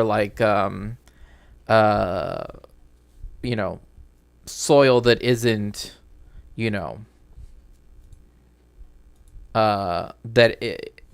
isn't as fertile as it otherwise could be, but for the sweet potatoes that developed over time, there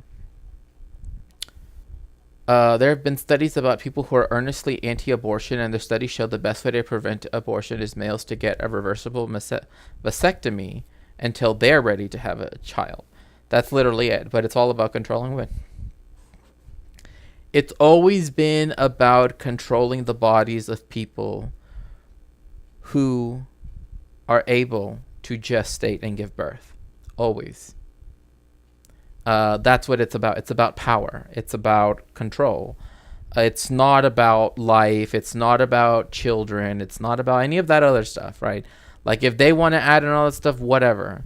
But at the end of the day, it's always been, because again, like, when they bring up black gestating persons, right, who do abort, they try to use that as a way to, like, appeal to liberal identity politics, to be, you know, beyond reproach.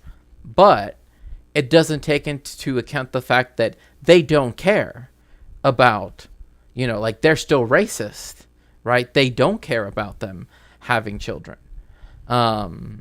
And they're just using it as a crux by which, as a cudgel by which to, you know, perpetuate their evangelical, you know, Catholic agendas, right? So, yeah. And I mean, like, another thing too is that, like, even the, like, the vasectomies that men can get, I mean, they're literally so quick, from what I understand. Like, literally, like, nothing else changes, right, in terms of, like, people who happen to have those reproductive organs, right? Nothing happens, right? Like, nothing you can tell, right? It's something that only happens at a microscopic level, right? But it's precisely at that microscopic level that, you know, can bring about the, you know, a pregnancy. So, but yeah, definitely. Because I know, like, potatoes as such are from Peru, right? That's why there's so many varieties. I mean, even outright colonies like Panama are doing better than Haiti.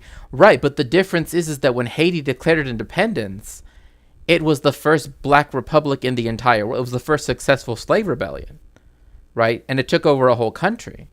And the United States and Britain and other countries and France, right, like the other great economic powers back in the day, you know, did not want it to continue on. They wanted to re-enslave them right away. Like, they saw no reason that it should exist. And the United States ever since has made sure that, you know, it's nigh impossible. Whereas with Panama, right, like, that's a country that the United States broke off, you know, that they created by cutting it away from Colombia, right? I wrote something before that message. I genuinely think that Haiti is punished to this day for daring to rebel and winning independence. Yeah. And not only that, but for actually upholding the values of the bourgeois revolutions, right? Of the French Revolution, right? Like that quote, right, in C.L.R. James's Black Jacobins, where when the French army starts to approach the Haitians, right, and there's like a thick fog, but suddenly as they're walking, you know, across this beach, they begin to hear a song, right, being sung, and as they get closer, they realize that it's the Haitians singing the song of the revolution, which to this day is the national anthem of France, La Marseillaise, right? Because they actually wanted to live out the liberation, les droits des hommes, you know, all of that stuff, right? Liberté, égalité, fraternité, right? They actually wanted those things, right? Not the supposed culmination of the revolution in Napoleon, right? So, yeah. The revolution made slavehold. Oh, yeah. I mean, it's interesting you bring that up, Judas, because there is something I'm going to bring up with Zira. Hopefully it will happen this weekend. I'm not sure, though, right now. But I expect it to be this weekend, where we're going to talk about sort of like legacies of that vis-a-vis like places in the South to this day. So... as hell, it was Saint Domingue. In 1791, the slaves here led a rebellion against French domination. After a brutal 13-year-long war in 1804, they had done the impossible.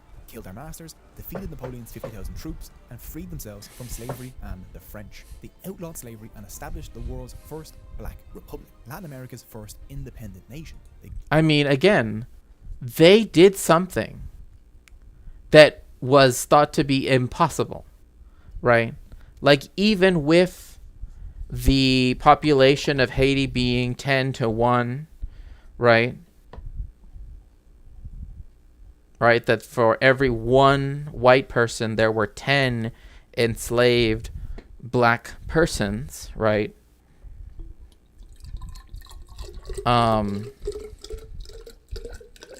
You know, the idea that, like, you know, the army of the emperor, right, of the French, right, that was able to defeat, you know,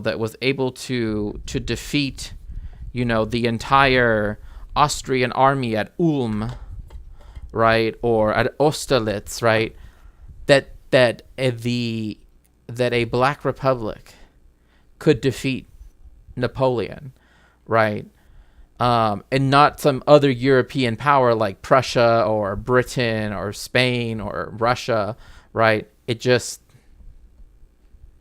you know, it was.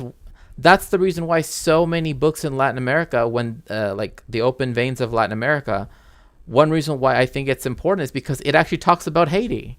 So many of books about Latin America, particularly those written in the Imperial Core, act like somehow this is not part of everything that's around it, right? And it's like, no, right? Like, whether people talk about a power shift when the USA becomes majority POC frustrates me because of places like Haiti and South Africa, which show that white supremacy still exists even when the majority isn't white. Not all races have the same denominator superiority complex. I mean, I would say that the issue, like, when people say that, they're acting as though... So one issue with that is that the assimilation into whiteness process, right, that is happening, right, where people are abandoning, you know, their previous ethnic identities, right, over time as they live in the United States longer, and whether or not they will get to be included in the white club, right? And one of the issue with this, right, is that it is fundamentally anti-black, right? Like, hello, Neuro Riot, welcome in. So yes, please make sure to check out the Transcend TV streaming crew. We are nice, awesome, good to see. So that is why, you know, there are so many other things that I guess can be missing. Nabil is, that would be something for Nabil to answer. I don't want to speak for Nabil, if Nabil is still in chat. But I don't think that's... I don't believe that that's the requirement to be part of the collective, but, you know, I'm not sure. Because I mean, I think that, you know, just being queer in general, right? But anyway. Called their state Haiti, the name for the island in the indigenous Taino language. See, this is why saying Haiti, right, or Haiti, or Haiti, right, like in Spanish, right, as has always been something that you will see in France, right? People will still call it Saint-Domingue. Like, they still call it the colonial name, right? It just shows how much this loss, right, was such a big affront in the settler colonial and imperialist mindset of a country like France, right? Because they lost literally the colony that made the, the palaces of, XYZ place, right?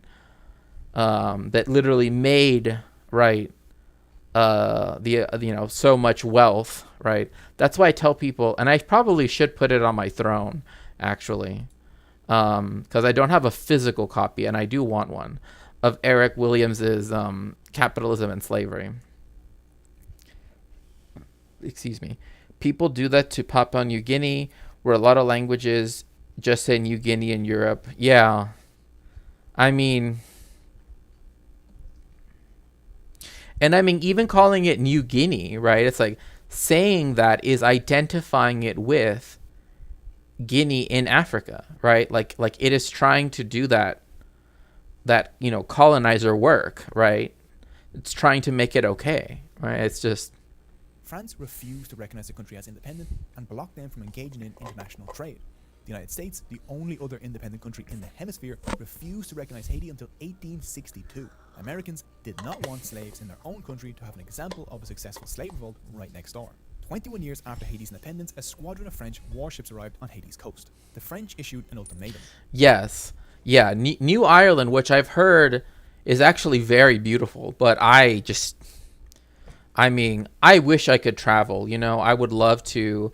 Mainly, I would want to travel in Latin America, but I do want to travel the global south, a bit more, right? But go as a traveler, not as a tourist, right? Like, know the language, get to actually know the culture, right? Get to go to archives and get to know real people, right? And, it's one of those things that I would like to do, but, yeah, New Ireland and New England holds 80% of all Pacific Islanders. Yeah, I've heard New Ireland is just like beautiful, that it's literally like idyllic, right? Like, at least how it's described, right? That it's like, it's not in an area that gets typhoons, very, you don't hear about it. Well, you don't hear about it because, that's the reason why, like, when people present Mexico, right? Like, they never talk about the places that are majority indigenous, right? Unless they're talking about vacation places, right? Where your servants will be with dark skin, right? So, that's, yeah. Pay 150 million francs in reparations to your former slave masters for stealing their property, literally the Haitians themselves, or face another war and be put back in chains. But if they accepted, France would recognize their independence and lift the embargo that was on Haiti. Haiti's president, looking to avoid invasion and eager for international trade and recognition, accepted France's demands. The debt amount was 300% of Haiti's GDP. The wealth... Like, think about that. 300% back then, right? Not now, right? You have Argentina that's, inflation is at, almost, 300%, right? And we're going to talk about that right after this, right? And there are still people that are like coping and being like, actually, Milei is just like, just like, give him a chance. Bro, it's been a while. You know what I mean? Like, it's been a while. Like, he could have done something by now. No one would guess the majority of Pacific Islanders are Melanesian if you saw our media. Oh, I believe that. Many people don't even learn that there's a distinction between Micronesia, Melanesia, Polynesia. They never learned that.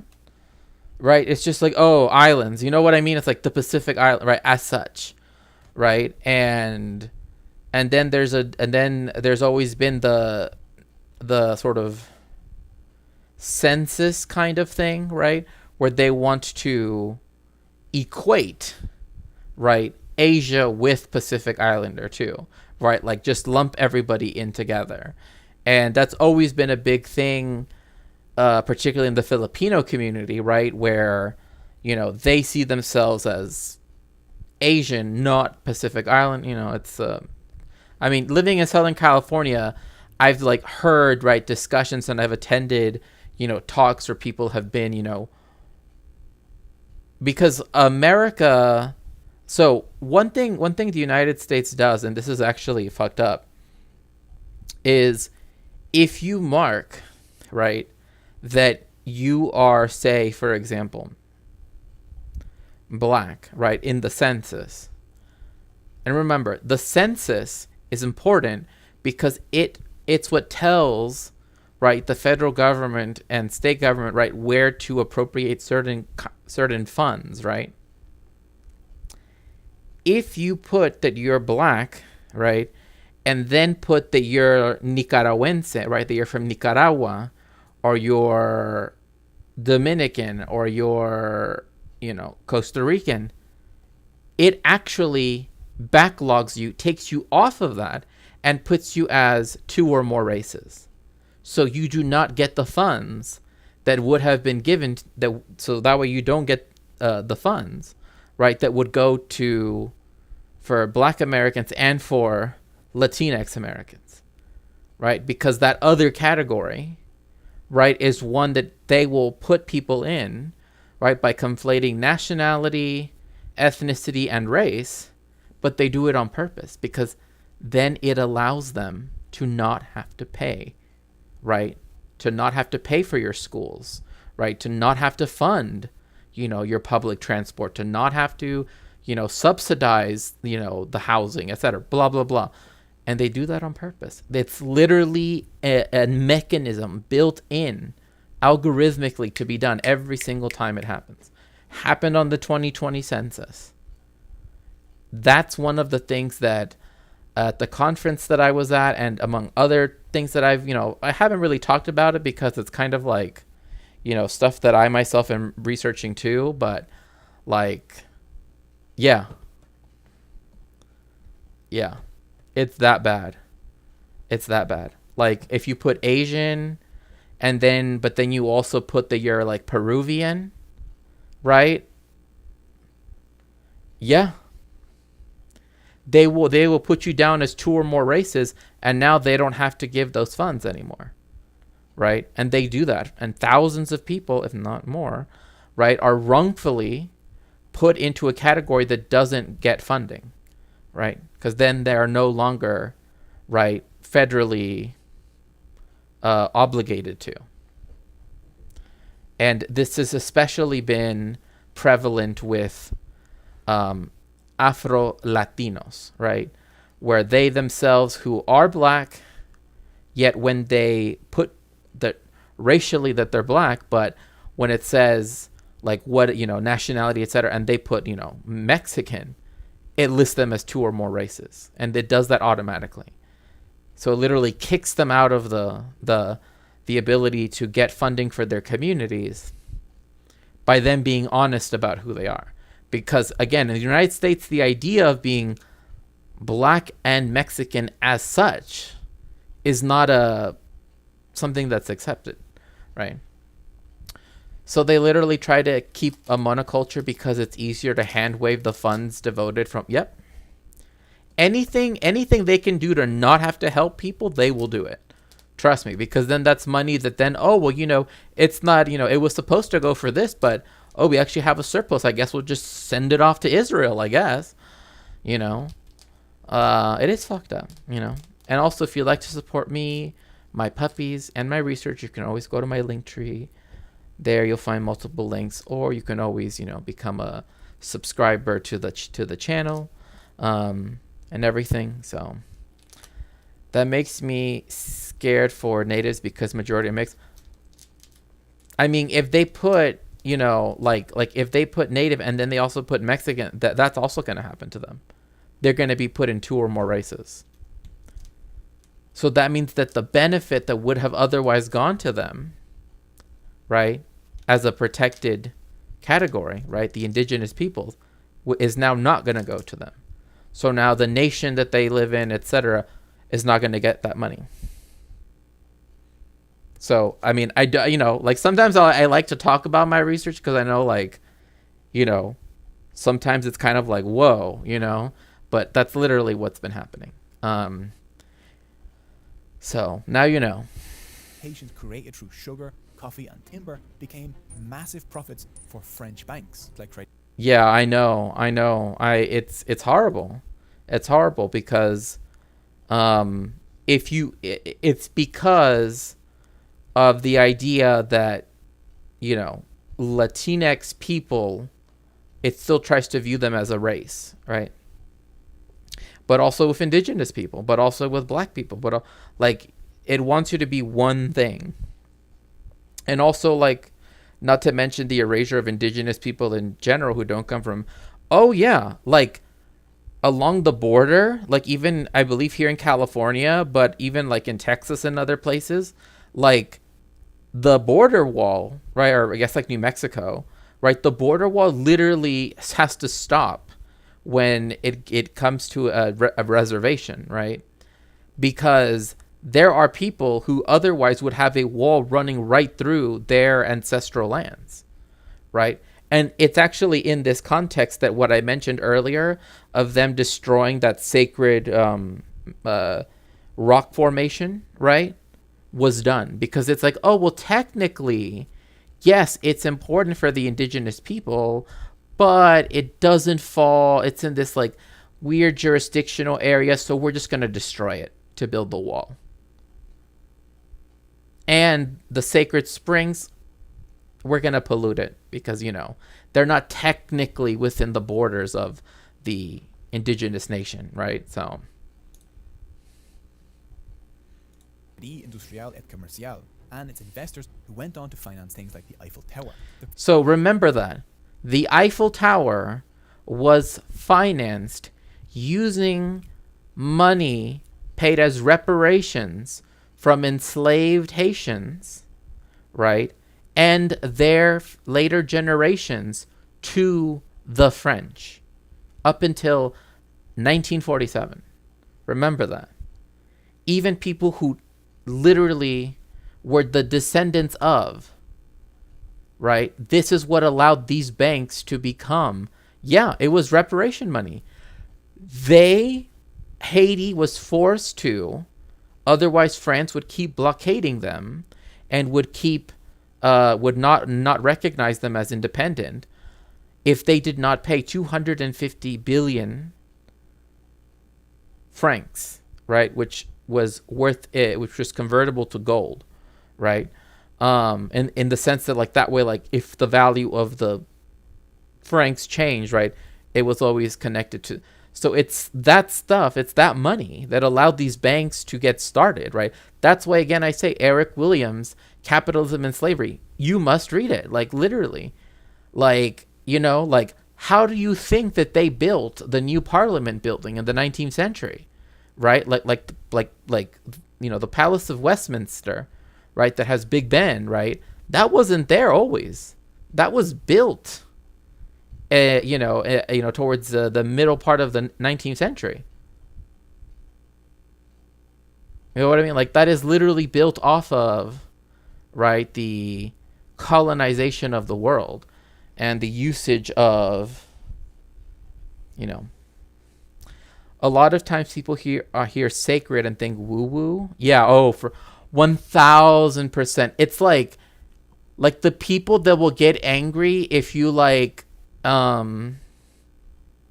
say like, oh, why don't we shouldn't have a Christian display in the school, right?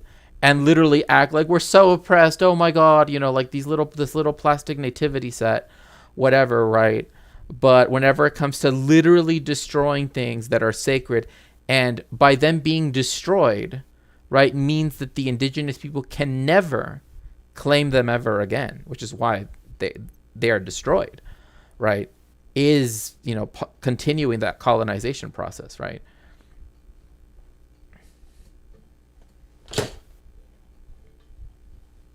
Yeah, for sure.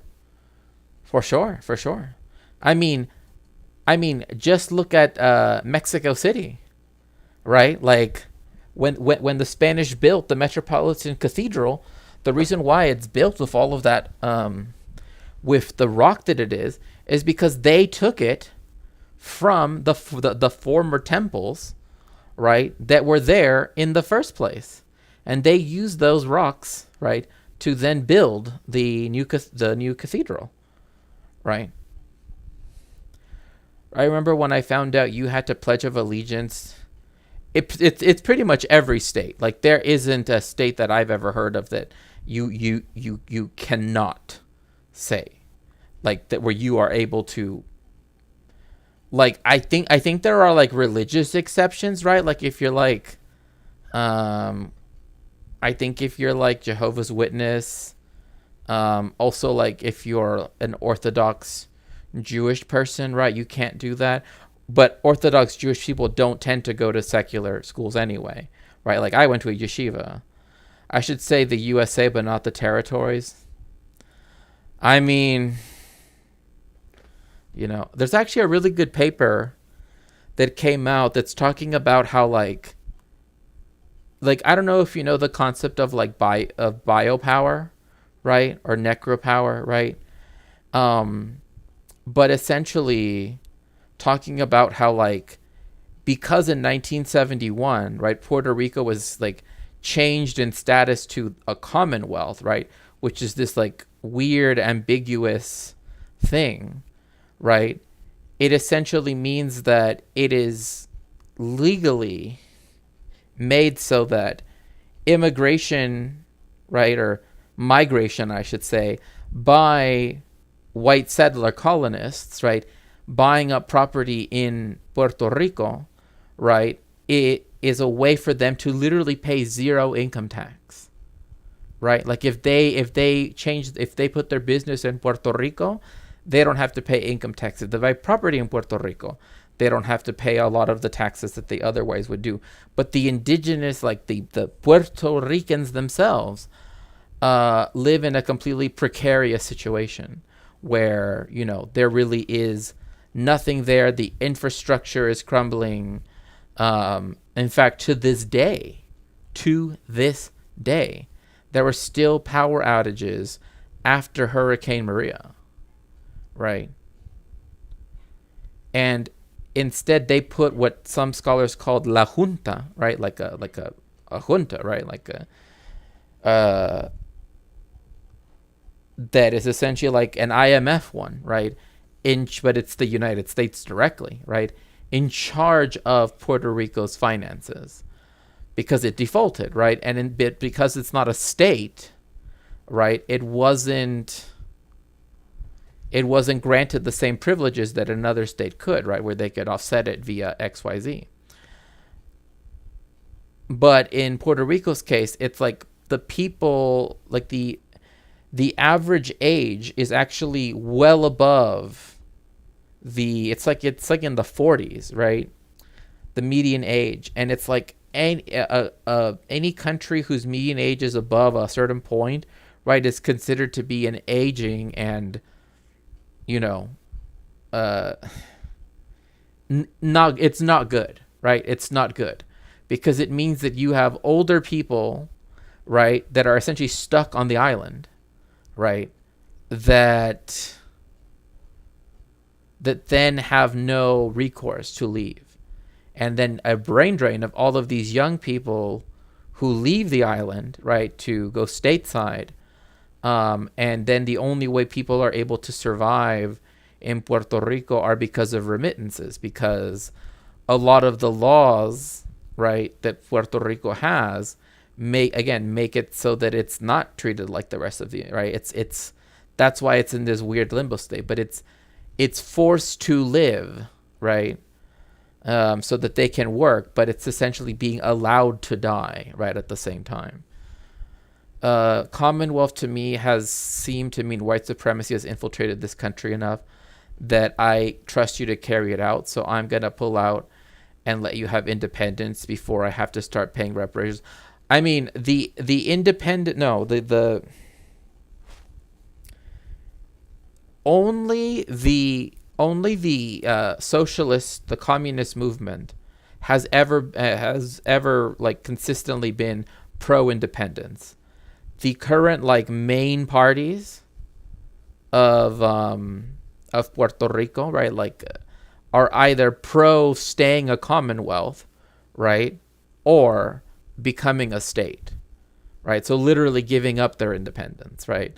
Never having independence, because Puerto Rico went from being colonized by Spain, right, up until 1989, to then being colonized by the U.S., right? So it's never stopped being a colony since, 1498.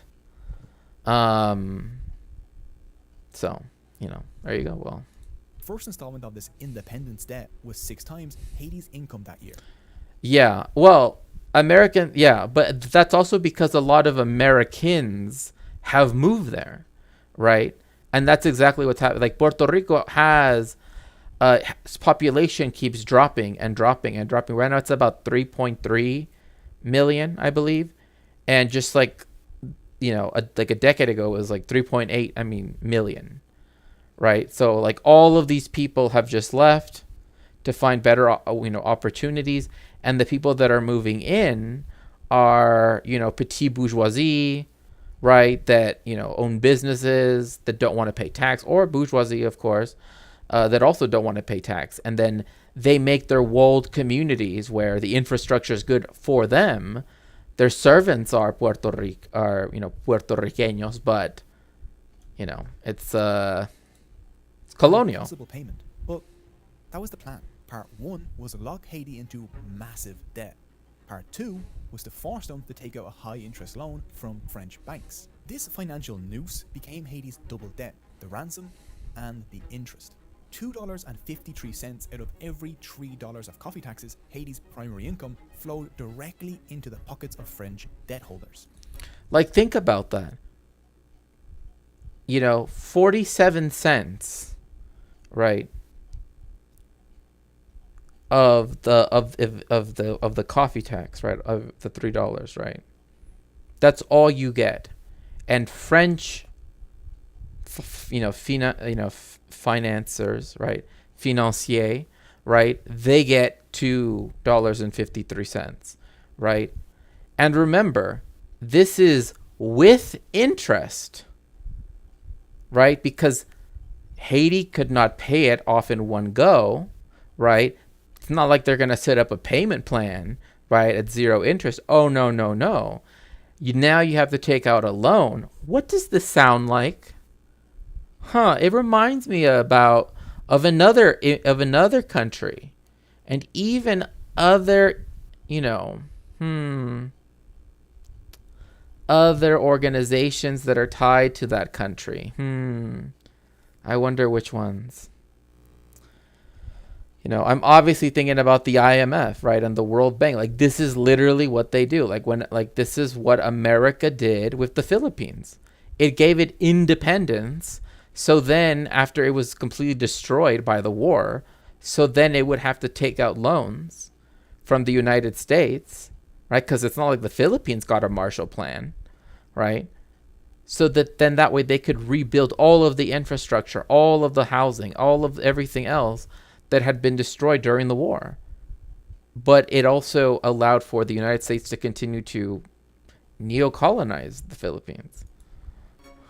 There were no funds to build a Haitian state, nothing to invest in businesses, farms, bridges, sewers, or ports. Heck, it sounds like a pump and dump scheme.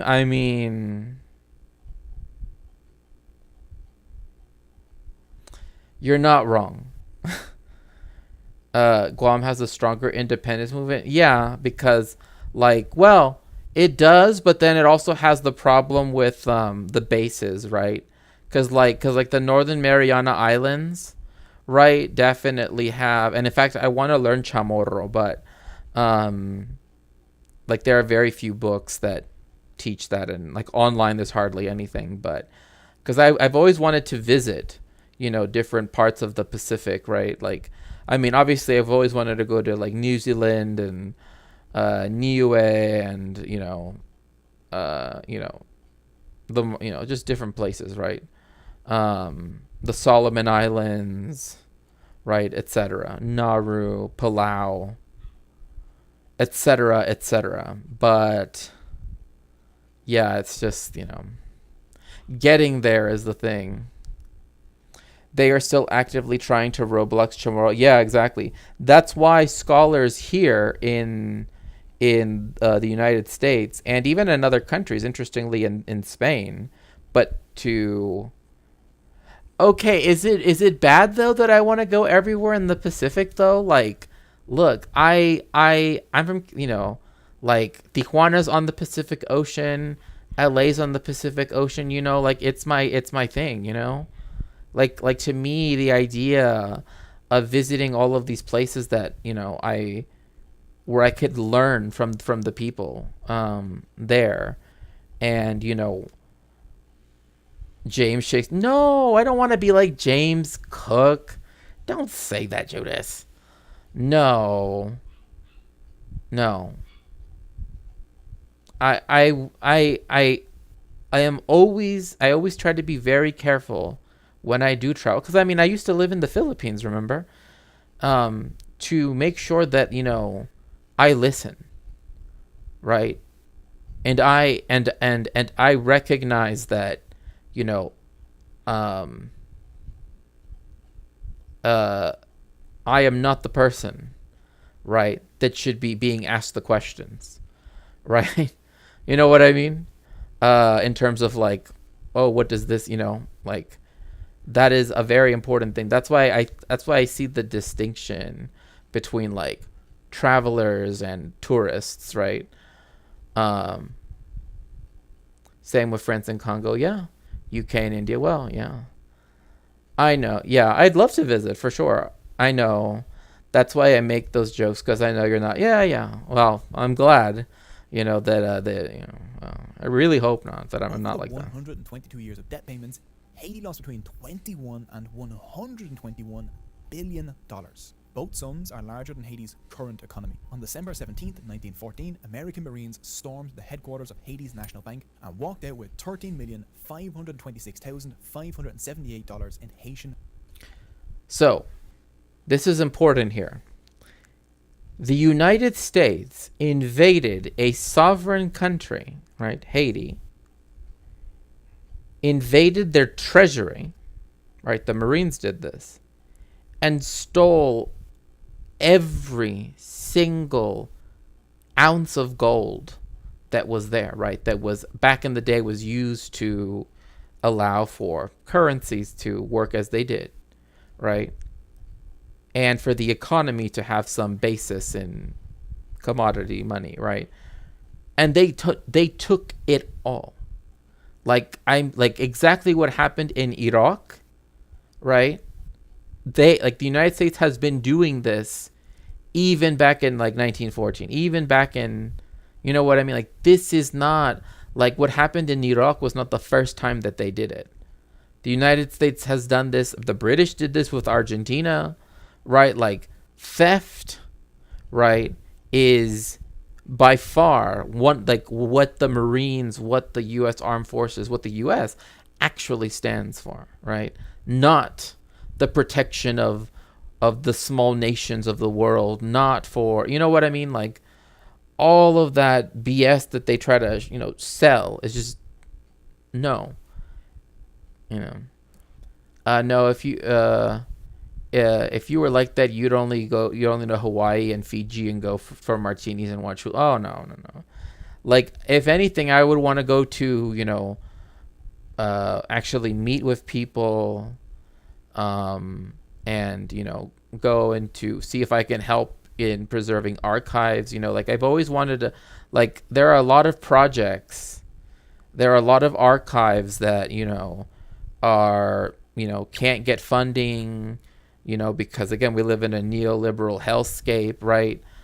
That, having an academic historian right there, that could help them write grants or something, right? To try to, or even just to help out in the physical, whether it's oral history, because I've done that before, right? So again, like I've done work in various ways as a historian. So I would be more than happy to do that again, because that's something that is not about, that's me using my expertise, but for the benefit of others, right? I don't want it, like it's not for me, like for me just being there and getting a chance to know people and experience the culture uh, fully, right? Fully immersed, not like, I'm gonna stay at the Sheraton on this side of town, and only in the early morning hours will I go. No. That's not how I roll. The UK and the US has never been about small nations. Oh yeah, I mean like it's the same thing with Russia. I mean, like, Tsar Alexander II literally told Napoleon, "I'm the defender of small nations," and it's like, bro, you do realize that you're like the largest empire, like, contiguous empire, right? Uh, Literally saw officials laugh at Tuvalu not existing. Oh no, that is messed up. That is messed up. Again, that's the reason why it's like, if you can help in some way, right? Whether it's as a anthropologist, but you don't want to anthropologize, right? There is a difference, right? One can be an anthropologist, but it doesn't mean you have to anthropologize the people, right? And that's a very big thing, like decolonial historians, right, et cetera, right? Like people that really want to make sure that, indigenous epistemologies, indigenous, you know, uh, social bonds, et cetera, are not like, oh, well, if we compare it to the like, that's not what we're supposed to do. Like, that's not good history. Like, that's not the point. It's for us to just compare and contrast. I just hope you people aren't weird to you because a lot of islands are super Christian. I mean, I respect that, right? Like, I have no quarrel with that, right? So, like I said, if I could, I would, but I would want to make sure, and I would want to ask, and always be getting feedback. I hope I'm not impeding on something, right? I don't want to do that, right? Like, as a historian, that's very important to not do, right? Because a lot of colonial historians, right, they talk about cultures as like, even I know what they think they know, right? And it's like, no. We're not in 1947, right? Or and before that, right? And we're not in, pardon me, 1847, right?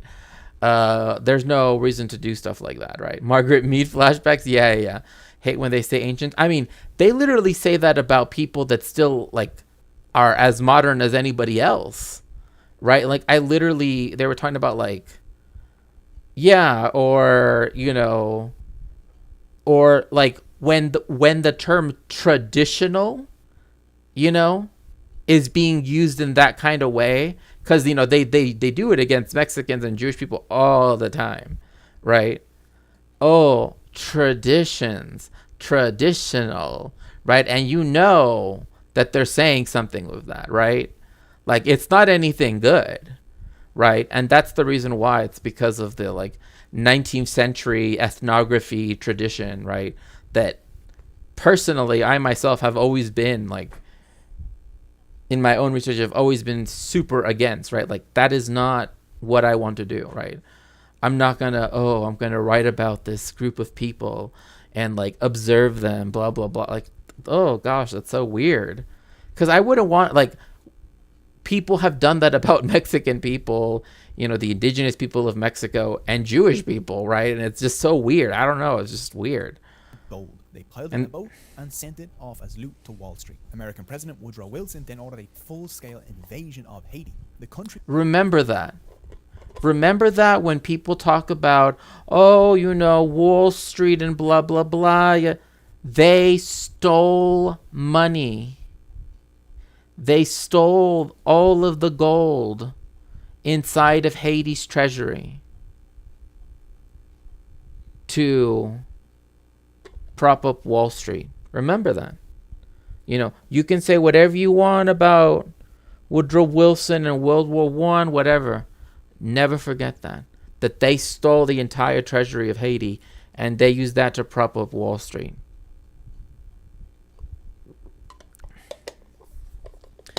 talking about tradition with colonized people is misguided to any. Yeah, exactly.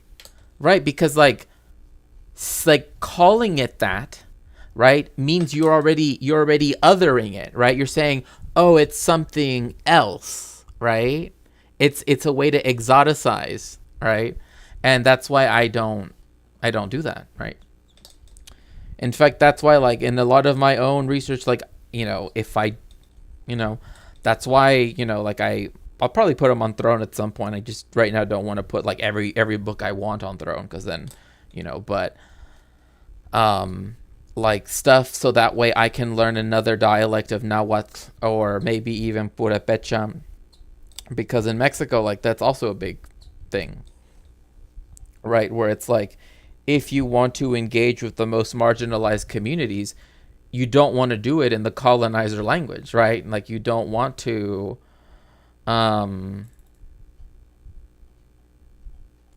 force, like a translation, right, of things, right? Like, you want it to be, you want to understand their concepts. You want to understand those things as such, so that then you can actually write history about it, and actually, talk about the people, right? And make those connections, right? It's like when we do Haka, they act like it's so exotic, but I'm such a boring Western dude.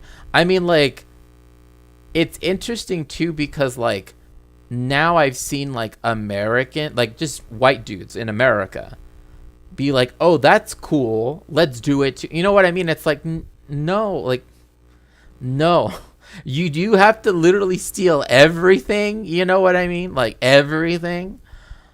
Sometimes I feel sometimes I like it when talking about clothes, though.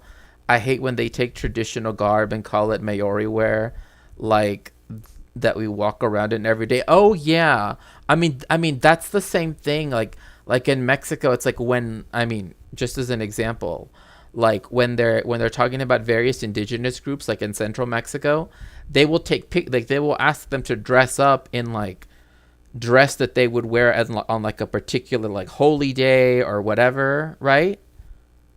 And then they'll say like, oh, in their traditional dress. It's like, she doesn't dress this way every day, she does it for, this specific holiday, right? Like, that's why, like the color white and the color red are included, right? Like, because it's like, yeah. But yeah, it's like, but also, also they can dress however they want to dress, right? Like, it's OMG, the white American oh my god, yeah. And like when they get the like tattoos and stuff, and they don't even know where it comes from, I'm like, bro, if you do not even like, never get something you don't know like what it says, right? And don't get stuff that like you have no, I mean, maybe again, I am not big on tattoos personally, right? But again, on myself, right? But I do feel that like the weird appropriation of like other people's cultural symbols when it comes to tattoos is something that is just like still so widely accepted, and I don't know why that is, right? Especially because it's something permanent and visible, right? Yeah. Anyway, I don't want to go off on another tangent, but yeah, it's like I mean, it like literally there is like these, like what I'm talking about is the specific dress that they will wear for the Dia de los Muertos, right? Which is now in many cases is considered a syncretic holiday, right? But in the more indigenous parts of Mexico, where the vast, where there are majority indigenous parts, right? There they may have specific,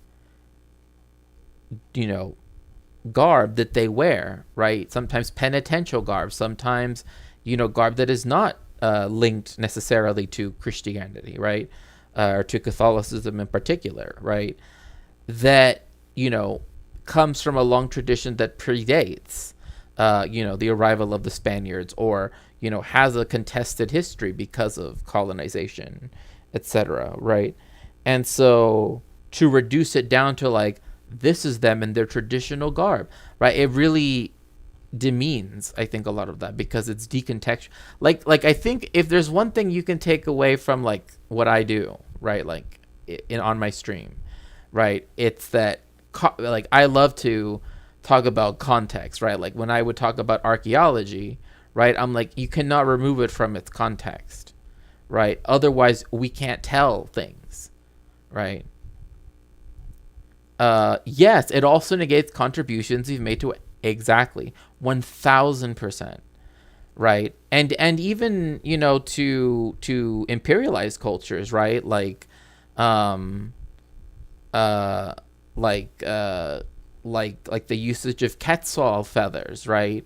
Like now I've seen people wearing like earrings with those, but before that was only seen as like only indigenous people, particularly from southern Mexico, would wear those, right? And it was to symbolize like a connection to Kukulkan or Quetzalcoatl, right? Et cetera, et cetera, et cetera, right? And now it's like just a fashion thing, right? So because of that, right, it could negate the contributions that indigenous people have made to Western culture, right? Will be under American occupation for the next 19 years. National City Bank, which later became Citigroup, took control of the Haitian National Bank, and soon a quarter of Haiti's total revenue went to paying National City Bank. Another 20% went to paying French banks. Do you want to know something crazy? Well, maybe not crazy, but you know what I mean. Something weird. That same bank, Citibank, took over Mexico's national bank. Not our like, the economic central bank, right? But the national bank. It's literally Citibanamex. So Americans crushed any resistance. They responded to protests with machine gun fire, like at the Cays massacre. Haitian rebels called Cacos fought back but were brutally put down. A Cacos leader, Charlemagne Perrault, led a years-long guerrilla war against the Americans until a friend betrayed him, and he was gunned down by US Marines, who pinned his corpse to a door and then distributed photos of it across the country. I think I have to The Americans introduced forced labor, There we press go. censorship, and rewrote the constitution to allow foreigners to buy Haitian land. When the Haitians refused that constitution, Oh, look at that. The United States wrote them a constitution. I'm sure that, they, enshrined, the freedom and prosperity and liberty and blah, blah, blah, all the other ideals that America supposedly stands for. I never knew there was a good Charlemagne. Well, now you know. This is why I'm saying, like, the history of Haiti and the history of colonized peoples in the Americas, right, rising up, and especially in this time period against the United States in particular, almost completely erased, right? This is why, like, again, if I could travel and, in some way benefit an archive, right? Excuse me, by either, with documents, with oral history, whatever it is, right? That is something that I would love to do, right? Like, as like, that's what historians do, right? We go into the archives and we read all of these documents and we look into this and we try to, figure out, how all these things work together. And like because so much of this history has just been like blotted out by the United States in particular, right? Because it has a huge culture industry, means that people like Charlemagne, right, are not ever spoken about, right? the Marines dissolved. And not only that, but when he said that they put him, they actually did it so that he was crucified. Like, I don't want to go back because I know I can't show it on Twitch, but they actually made it so that he was crucified. Like, that's the image they wanted to show, right? So whenever, America's like, oh, Christian values, remember what they did to Charlemagne. They crucified him. to use as an example against other Haitians.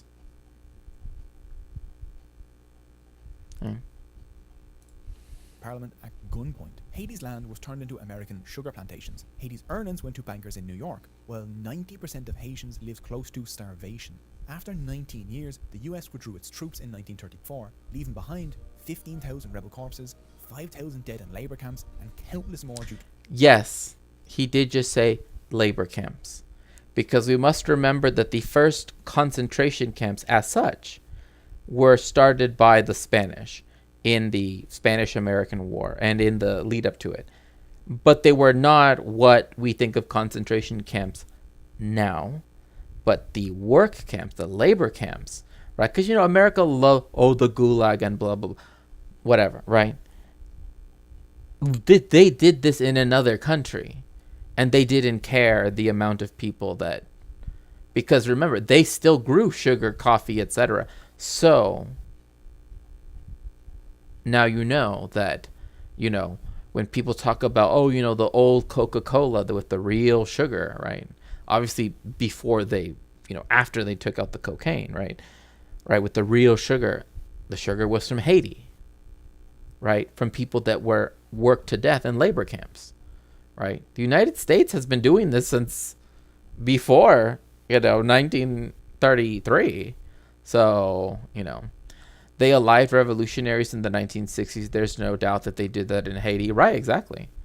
I mean, and in Haiti, again, black and brown bodies. But in this case, there's a particular distinction to be made against black bodies, right? The violence is unimaginable, right? When it comes to Haiti, right? It's like one of those things where it's like the sheer amount of just derision of just, I don't know, like, I don't want to get too into it because then it gets kind of sad, right? To really, but think about this, like, they got someone from the U.S. Marine Corps to admit that they did this, right?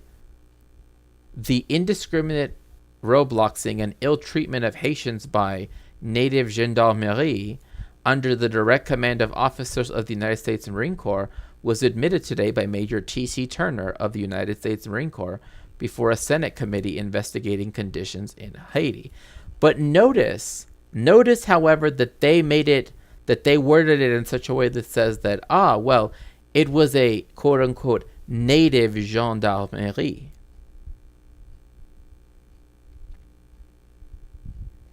They controlled the government. So native meant a lot of things, right? Because they technically were, like people that lived there, right? They were stationed there.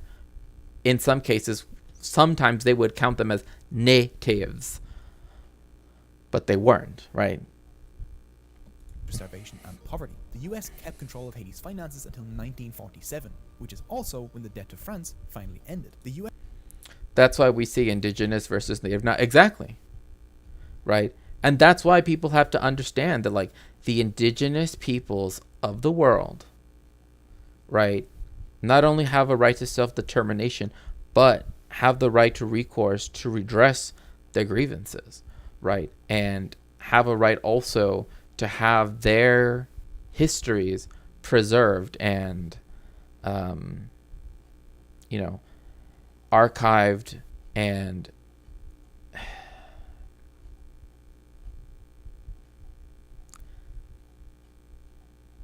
be given equal weight to anything else, right? To any other history, right? I mean, again, this is me speaking as a, but that's one of those things. I suddenly want Thai food. So sorry, random thought.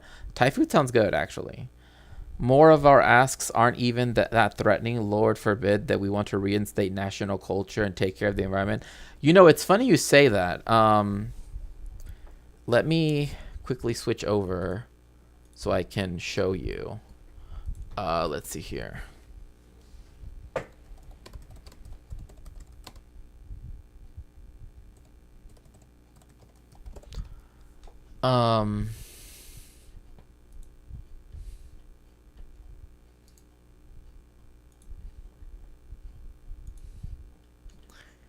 Okay. Note that although I am bringing attention to this, Lord forbid you ask folks to leave graveyards alone. Oh, yeah, I mean, that's... yeah. Okay. This is, again, Mexico's a settler colonial state. It is known for mistreating its indigenous people, even though on one hand, it tries to, claim its indigenous heritage, in a weird way, but that was done by the government in the 30s and 40s. Remember in Oppenheimer when they skipped past that fact? Well, yeah. Yeah. So these things, so in blue, right, are communally owned, right, rural communities, right? This is something that is enshrined in the Constitution of Mexico, right? Let me see here. Like it says here, in the second article of the Constitution. I'm ignorant. I didn't think that. Well, it's I suppose saying rural makes it seem like it's like all rural, which in a sense yes, but it's in the sense that it's communally owned, right? It's communally owned land, right? So it's not private. Everything that's not in blue or orange is privately owned land, right? Or, like nationally, like the national parks or whatever, right? So where I grew up here, way in the corner, which you can barely see except when the little thing flips around, it's actually a big area where there aren't any. So, like growing up, I didn't really encounter ejidos, but I'm just gonna quickly read from the Constitution, right?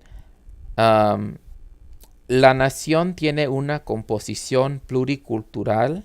So the nation has a pluricultural composition sustentada originalmente en sus pueblos indígenas, que son aquellos que descienden de poblaciones que habitan en el territorio actual del país al iniciarse la colonización y que conserven sus propias instituciones sociales, económicas, culturales, políticas o partes de ellas. So what that means is it is sustained by, or brought originally by the indigenous peoples, of which who are those that descend from the populations which inhabited the territory of what is now Mexico, right?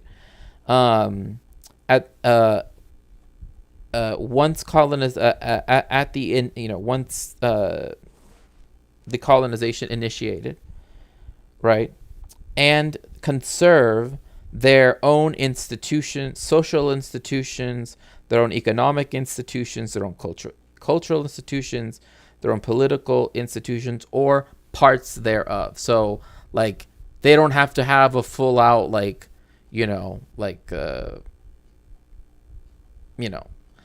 full drawn out, the bank of, this ejido, right?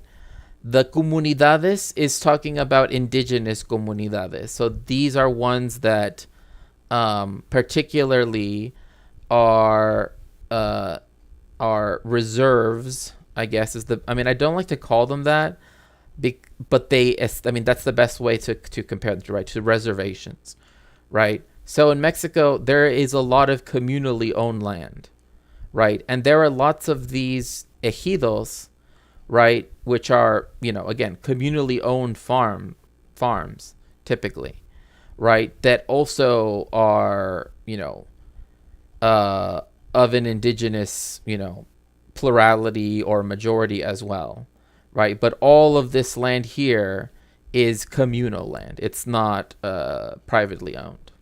So,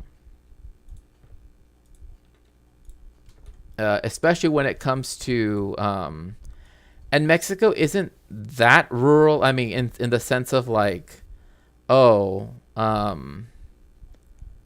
it's like mostly rural, but in the sense that, yeah, like one of the main things of the Mexican Revolution was land reform. So when the land reform was done, right, it had to be something that was substantial. It's not as good as it could be, right? But I don't like. I know it's not a. This Judas. withdrawal was followed by the 1957 establishment of a dictatorship under Dr. Francois Duvalier, or Papa Doc. Fearing a military coup, Papa Doc sidelined the military and created the Tonton Macoute. Dr. Francois Duvalier. 2 years ago, this medical man turned politician declared himself re-elected president in an election for which he never proclaimed a candidacy. A situation. Oh my gosh. Like, this is one of the things like Mexico, right? Like we had a dictatorship, right? Where we did have, I meant like being gung ho. I forgot it had another. No, it's okay. It's okay. No worries about that. Yeah. But like people think that just because like, oh, like maybe I should bring up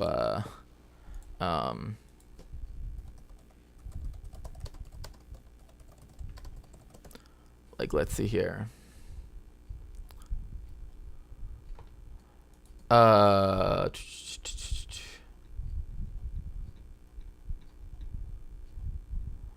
Let's see.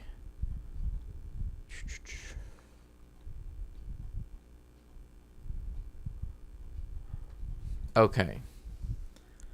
So, right.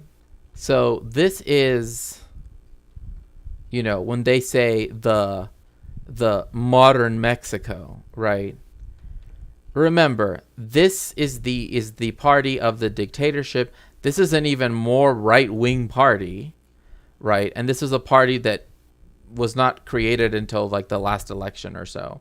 So from 1934, right? And he received 98% of the vote, by the way, right? This is the dude that did the he won 90% of the vote, right? And he's the one that did the massacre at Tlatelolco, right? Right. So you have it from 1934 to 2000, right? One party in charge, and everybody knew who was going to be the next president, because whoever was the Secretaria de Gobernación, right, which is like the Secretary of State, right, but not in the diplomatic sense, right? They were the person that was going to become the next president. So he had this guy as his, right, and then this guy was here, and then this guy was here, right? And each term is 6 years, right? So yeah, the faces changed, right? Technically speaking. But, this party, the PAN party, President 62 and 63 are from a more right-wing party, then a return to the party of the dictatorship, and then we have someone else, right? But like literally, and even this party, right? Like, although again, I would say that the Maximato, is besides the point. But like this party became the party of the dictatorship. So even sooner, from 1928 all the way until the year 2000, one party, and everybody knew who was going to be the next president, right? So it didn't really matter, right, whether people voted, because you know, everybody gets, huge margins. 90% of the vote, 90% of the vote, 86% of the vote. It's like, and yes, sometimes there were other people that were allowed to run. But if you wanted to make it in politics, you had to be part of this party, right? And later on, like as you get closer to the year 2000, that's when you begin to see gains by the more right-wing party, right? So, that's one of the big problems of all of that. Anyway. That made necessary the organizing and training of a personal palace guard. A 10,000 strong private army that answered to him alone. The Tonton Macoute acted as his secret police and tortured, disappeared and killed any Haitian that critiqued the regime. Luc Cambron, aka the Vampire of the Caribbean, led the Tonton Macoute. His company, Chemo Caribbean, sold 5 tons of blood plasma monthly to laboratories in the USA. Plasma extracted... Think about that. Like literally bleeding Haiti dry. Like literally. To sell blood plasma to the United States. Like now it's a way for graduate students to, make ends meet, but from common Haitians, and not always with their consent. The Tonton Macoute represented a deity which could snatch men away and carry them off to a kind of hell. And the reality was not far behind the fable. Duvalier and the Tonton Macoute's reign of terror killed 50,000 people. Duvalier's brutal rule was supported and financed by the United States because he was anti-communist. The US propped him up as a Caribbean counterweight to Fidel Castro in Cuba. Papadoc died in... See? Like that, and that is the reason why, like, Mexico could not have a leftist president, right? And still cannot have a leftist president. Excuse me. I'm so sorry about that. Precisely because they needed to have right-wing, right, power established by the countries that neighbored Cuba, especially since Mexico, we must remember, is where Che Guevara and Fidel Castro went away to, right?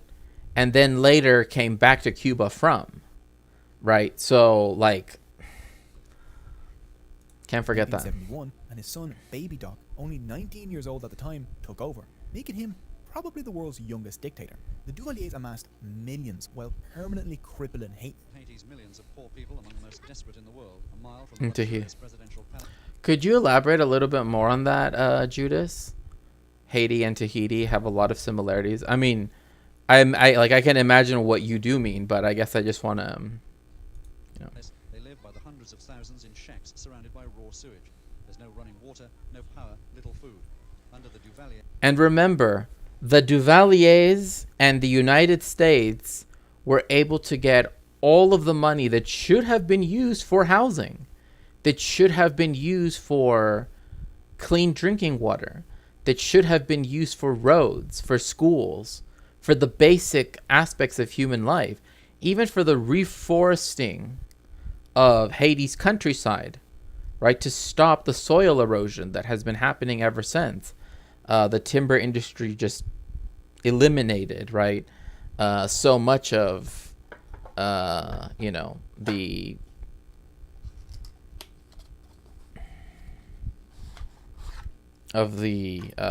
trees and everything in Haiti, and has caused huge ecological damage, right? It's ecocide, right? So Millions in foreign aid found its way into private bank accounts, while the average income in the country is less than 50 pence a day, and children starve. 80% of... I mean, like, think about that. 50 pence, right? Like, that's... typically, 50 pence, usually when it comes to dollars, it was about double, right? So it would be like $1, right? $1.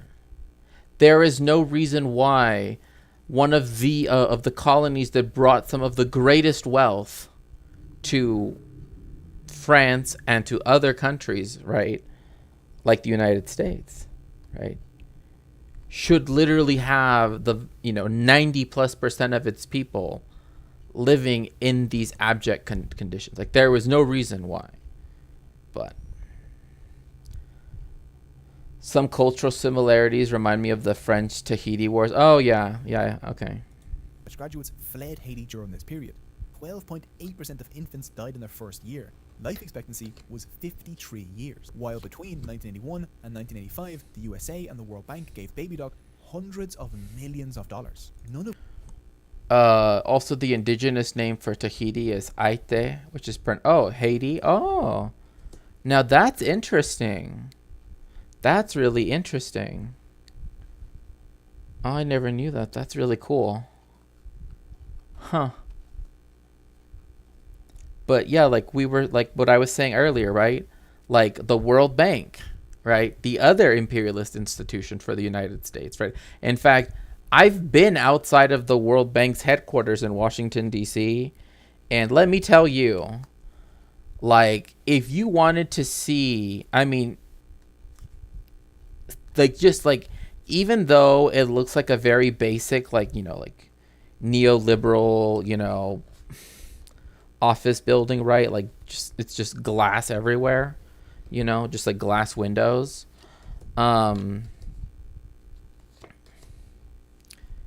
There's just something about it. I don't know what it is, but like I could just tell, like it's just like not a good place. I don't know, like I just had this aura to me. But it was by one of the only Spanish language bookstores that I have ever been to in the United States. Like it's so hard to find Spanish books. In fact, there is a Spanish book on my throne, right, called Redes and something like that, Comerciales de Hispanoamérica, something like that.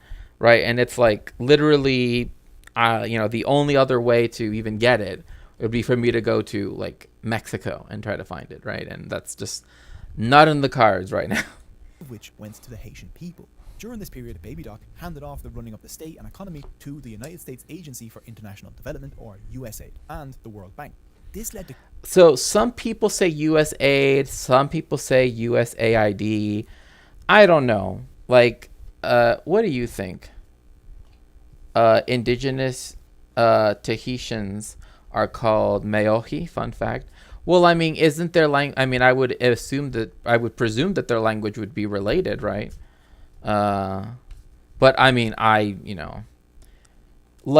the one thing is like when I was in IDK, if it's still 2050 in your time zone, but 50 years ago, the Portuguese military finally couped the fascist government.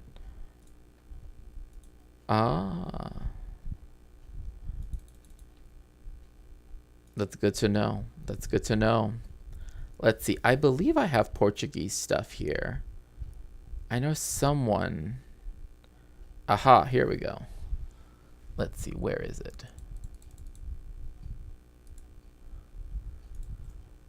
May the Carnation Revolution continue so that it might lead to socialism. Yes. Free Palestine. Honestly, sometimes I want to make sure that, I put focus on Palestine as well as other places around the world. But it's, what's happening in Palestine is, it's one of those things where it's like, I can't believe that, we live in a world that is this callous, right? It's just like I knew it was, right? It didn't care when my hometown was, the most dangerous city in the world, quote unquote, or the murder capital of the world, right? I know communists were involved in the protest, but I call it yeah, right, exactly. I mean, like, I've been like, I know the Portuguese Communist Party is revisionist and, very, whatever, a lot of things people could say, but I only hope, right, that with everything that's happening in the world that they can, return more firmly to a socialist road. Problematic faith. consequences for Haitians. 30% of all farmland was seized and transformed into export-focused plantations, which impoverished tens of thousands of farmers. Haitians. This is exactly what happens in a lot of countries in, for example, sub-Saharan Africa, right? Where they get IMF loans and blah, blah, blah. And one of those things is that, well, now you have to grow cash crops. Sudan comes to mind. Yeah, Sudan, etc. Even countries in Latin America, right? I didn't know that 1.50% of their GDP went to fund wars in Cape Verde, Cape Verde, Angola, Mozambique, and Guinea-Bissau. Yeah? Well, yeah, in fact, I actually have money, like I collect, I collect stuff, right? I like to collect, like old money from back in the day when Mozambique was still called San Lorenzo, right? So, very much back in the day, from right around that time, right? That reminds me of an old saying: Africa is wealthy, Europe is poor. Europe exploits Africa to lift itself up. Again, like I said, I think here, let me let's see here. No, this is not what I'm looking for.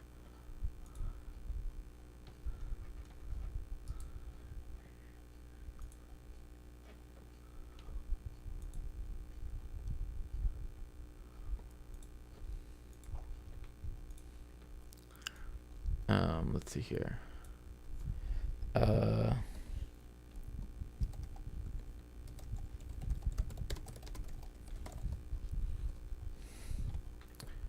Let's see. I am going to actually put it. What? Okay, let's do this one.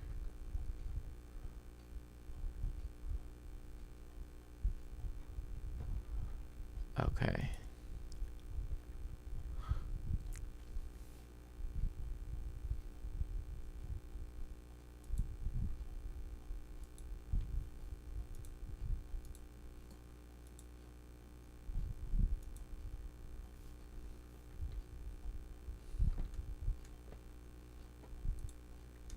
Okay.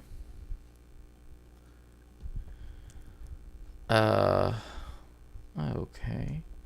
Wait, where did I put? Sorry. I don't know why I've decided to just I'm gonna just, there we go. Perfect. Okay. Okay, so now I've changed it so that way it will be Capitalism and Slavery as the book that I would like to have. Oops, did I? Oh, no, there we go. Okay. Portugal wasn't even a wealthy country in the first place. Right, but I mean, this is where things this is where you begin to see the collusion, right, of, other countries and, what would become the EU, right, propping up. My phone is about to die. Have a good stream. Oh, thank you so much, Judith. Thank you so much for joining us. I appreciate it so much. Had bred a specific race of a low-maintenance pig suited to Haiti's climate. In 1981, a swine flu outbreak in the Dominican Republic scared US aid, who then, in Haiti, demanded the total and complete eradication of the entire race of pigs. Haitians couldn't replace the pigs. Foreign pigs were expensive and couldn't survive Haiti's climate. Haiti's pork industry was destroyed, and the Haitian Creole pig went extinct. 800,000 former pig owners were left destitute. Think about that. It's literally, instead of trying to quarantine, instead of trying to, doing the basic things that you could do to protect, right? If it would have even have affected, that particular species of pig, right, is a whole different story, right? So, it's just one of those things where you know.